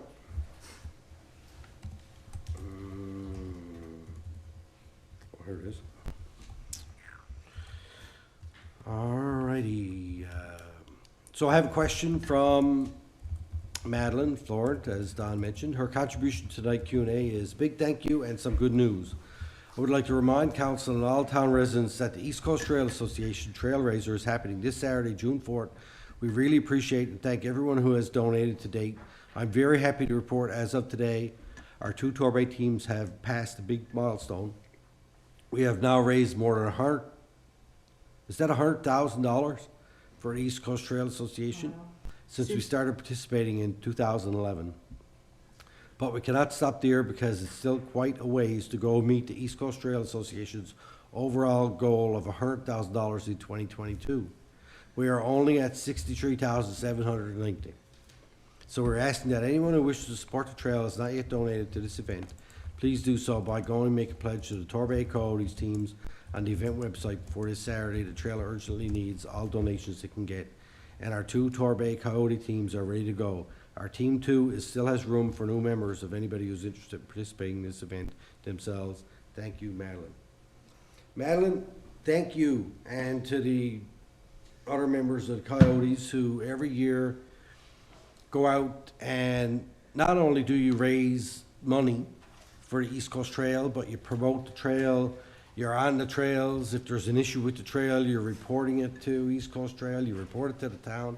And, you know, not only are you users, but you're custodians of the East Coast Trail and other trails throughout the town. So I thank you for that. I congratulate you on everything that you've done, and hopefully somebody be able to push you over the limit that you want to be able to raise the funds that you need for East Coast Trail. So I thank you and I congratulate you. And that is that. So, where am I? Next public council meeting is to take place here in our council chamber on June 13th, 2022 at 6:30 p.m. As always, and as the deputy mayor mentioned earlier, if urgent issues come up that council needs to call an emergency or a quick meeting, we'll do it with 24 hours notice and get her done. All right, with that, could I get a motion to adjourn, please? So moved. Mover, seconder, all in favor? Aye.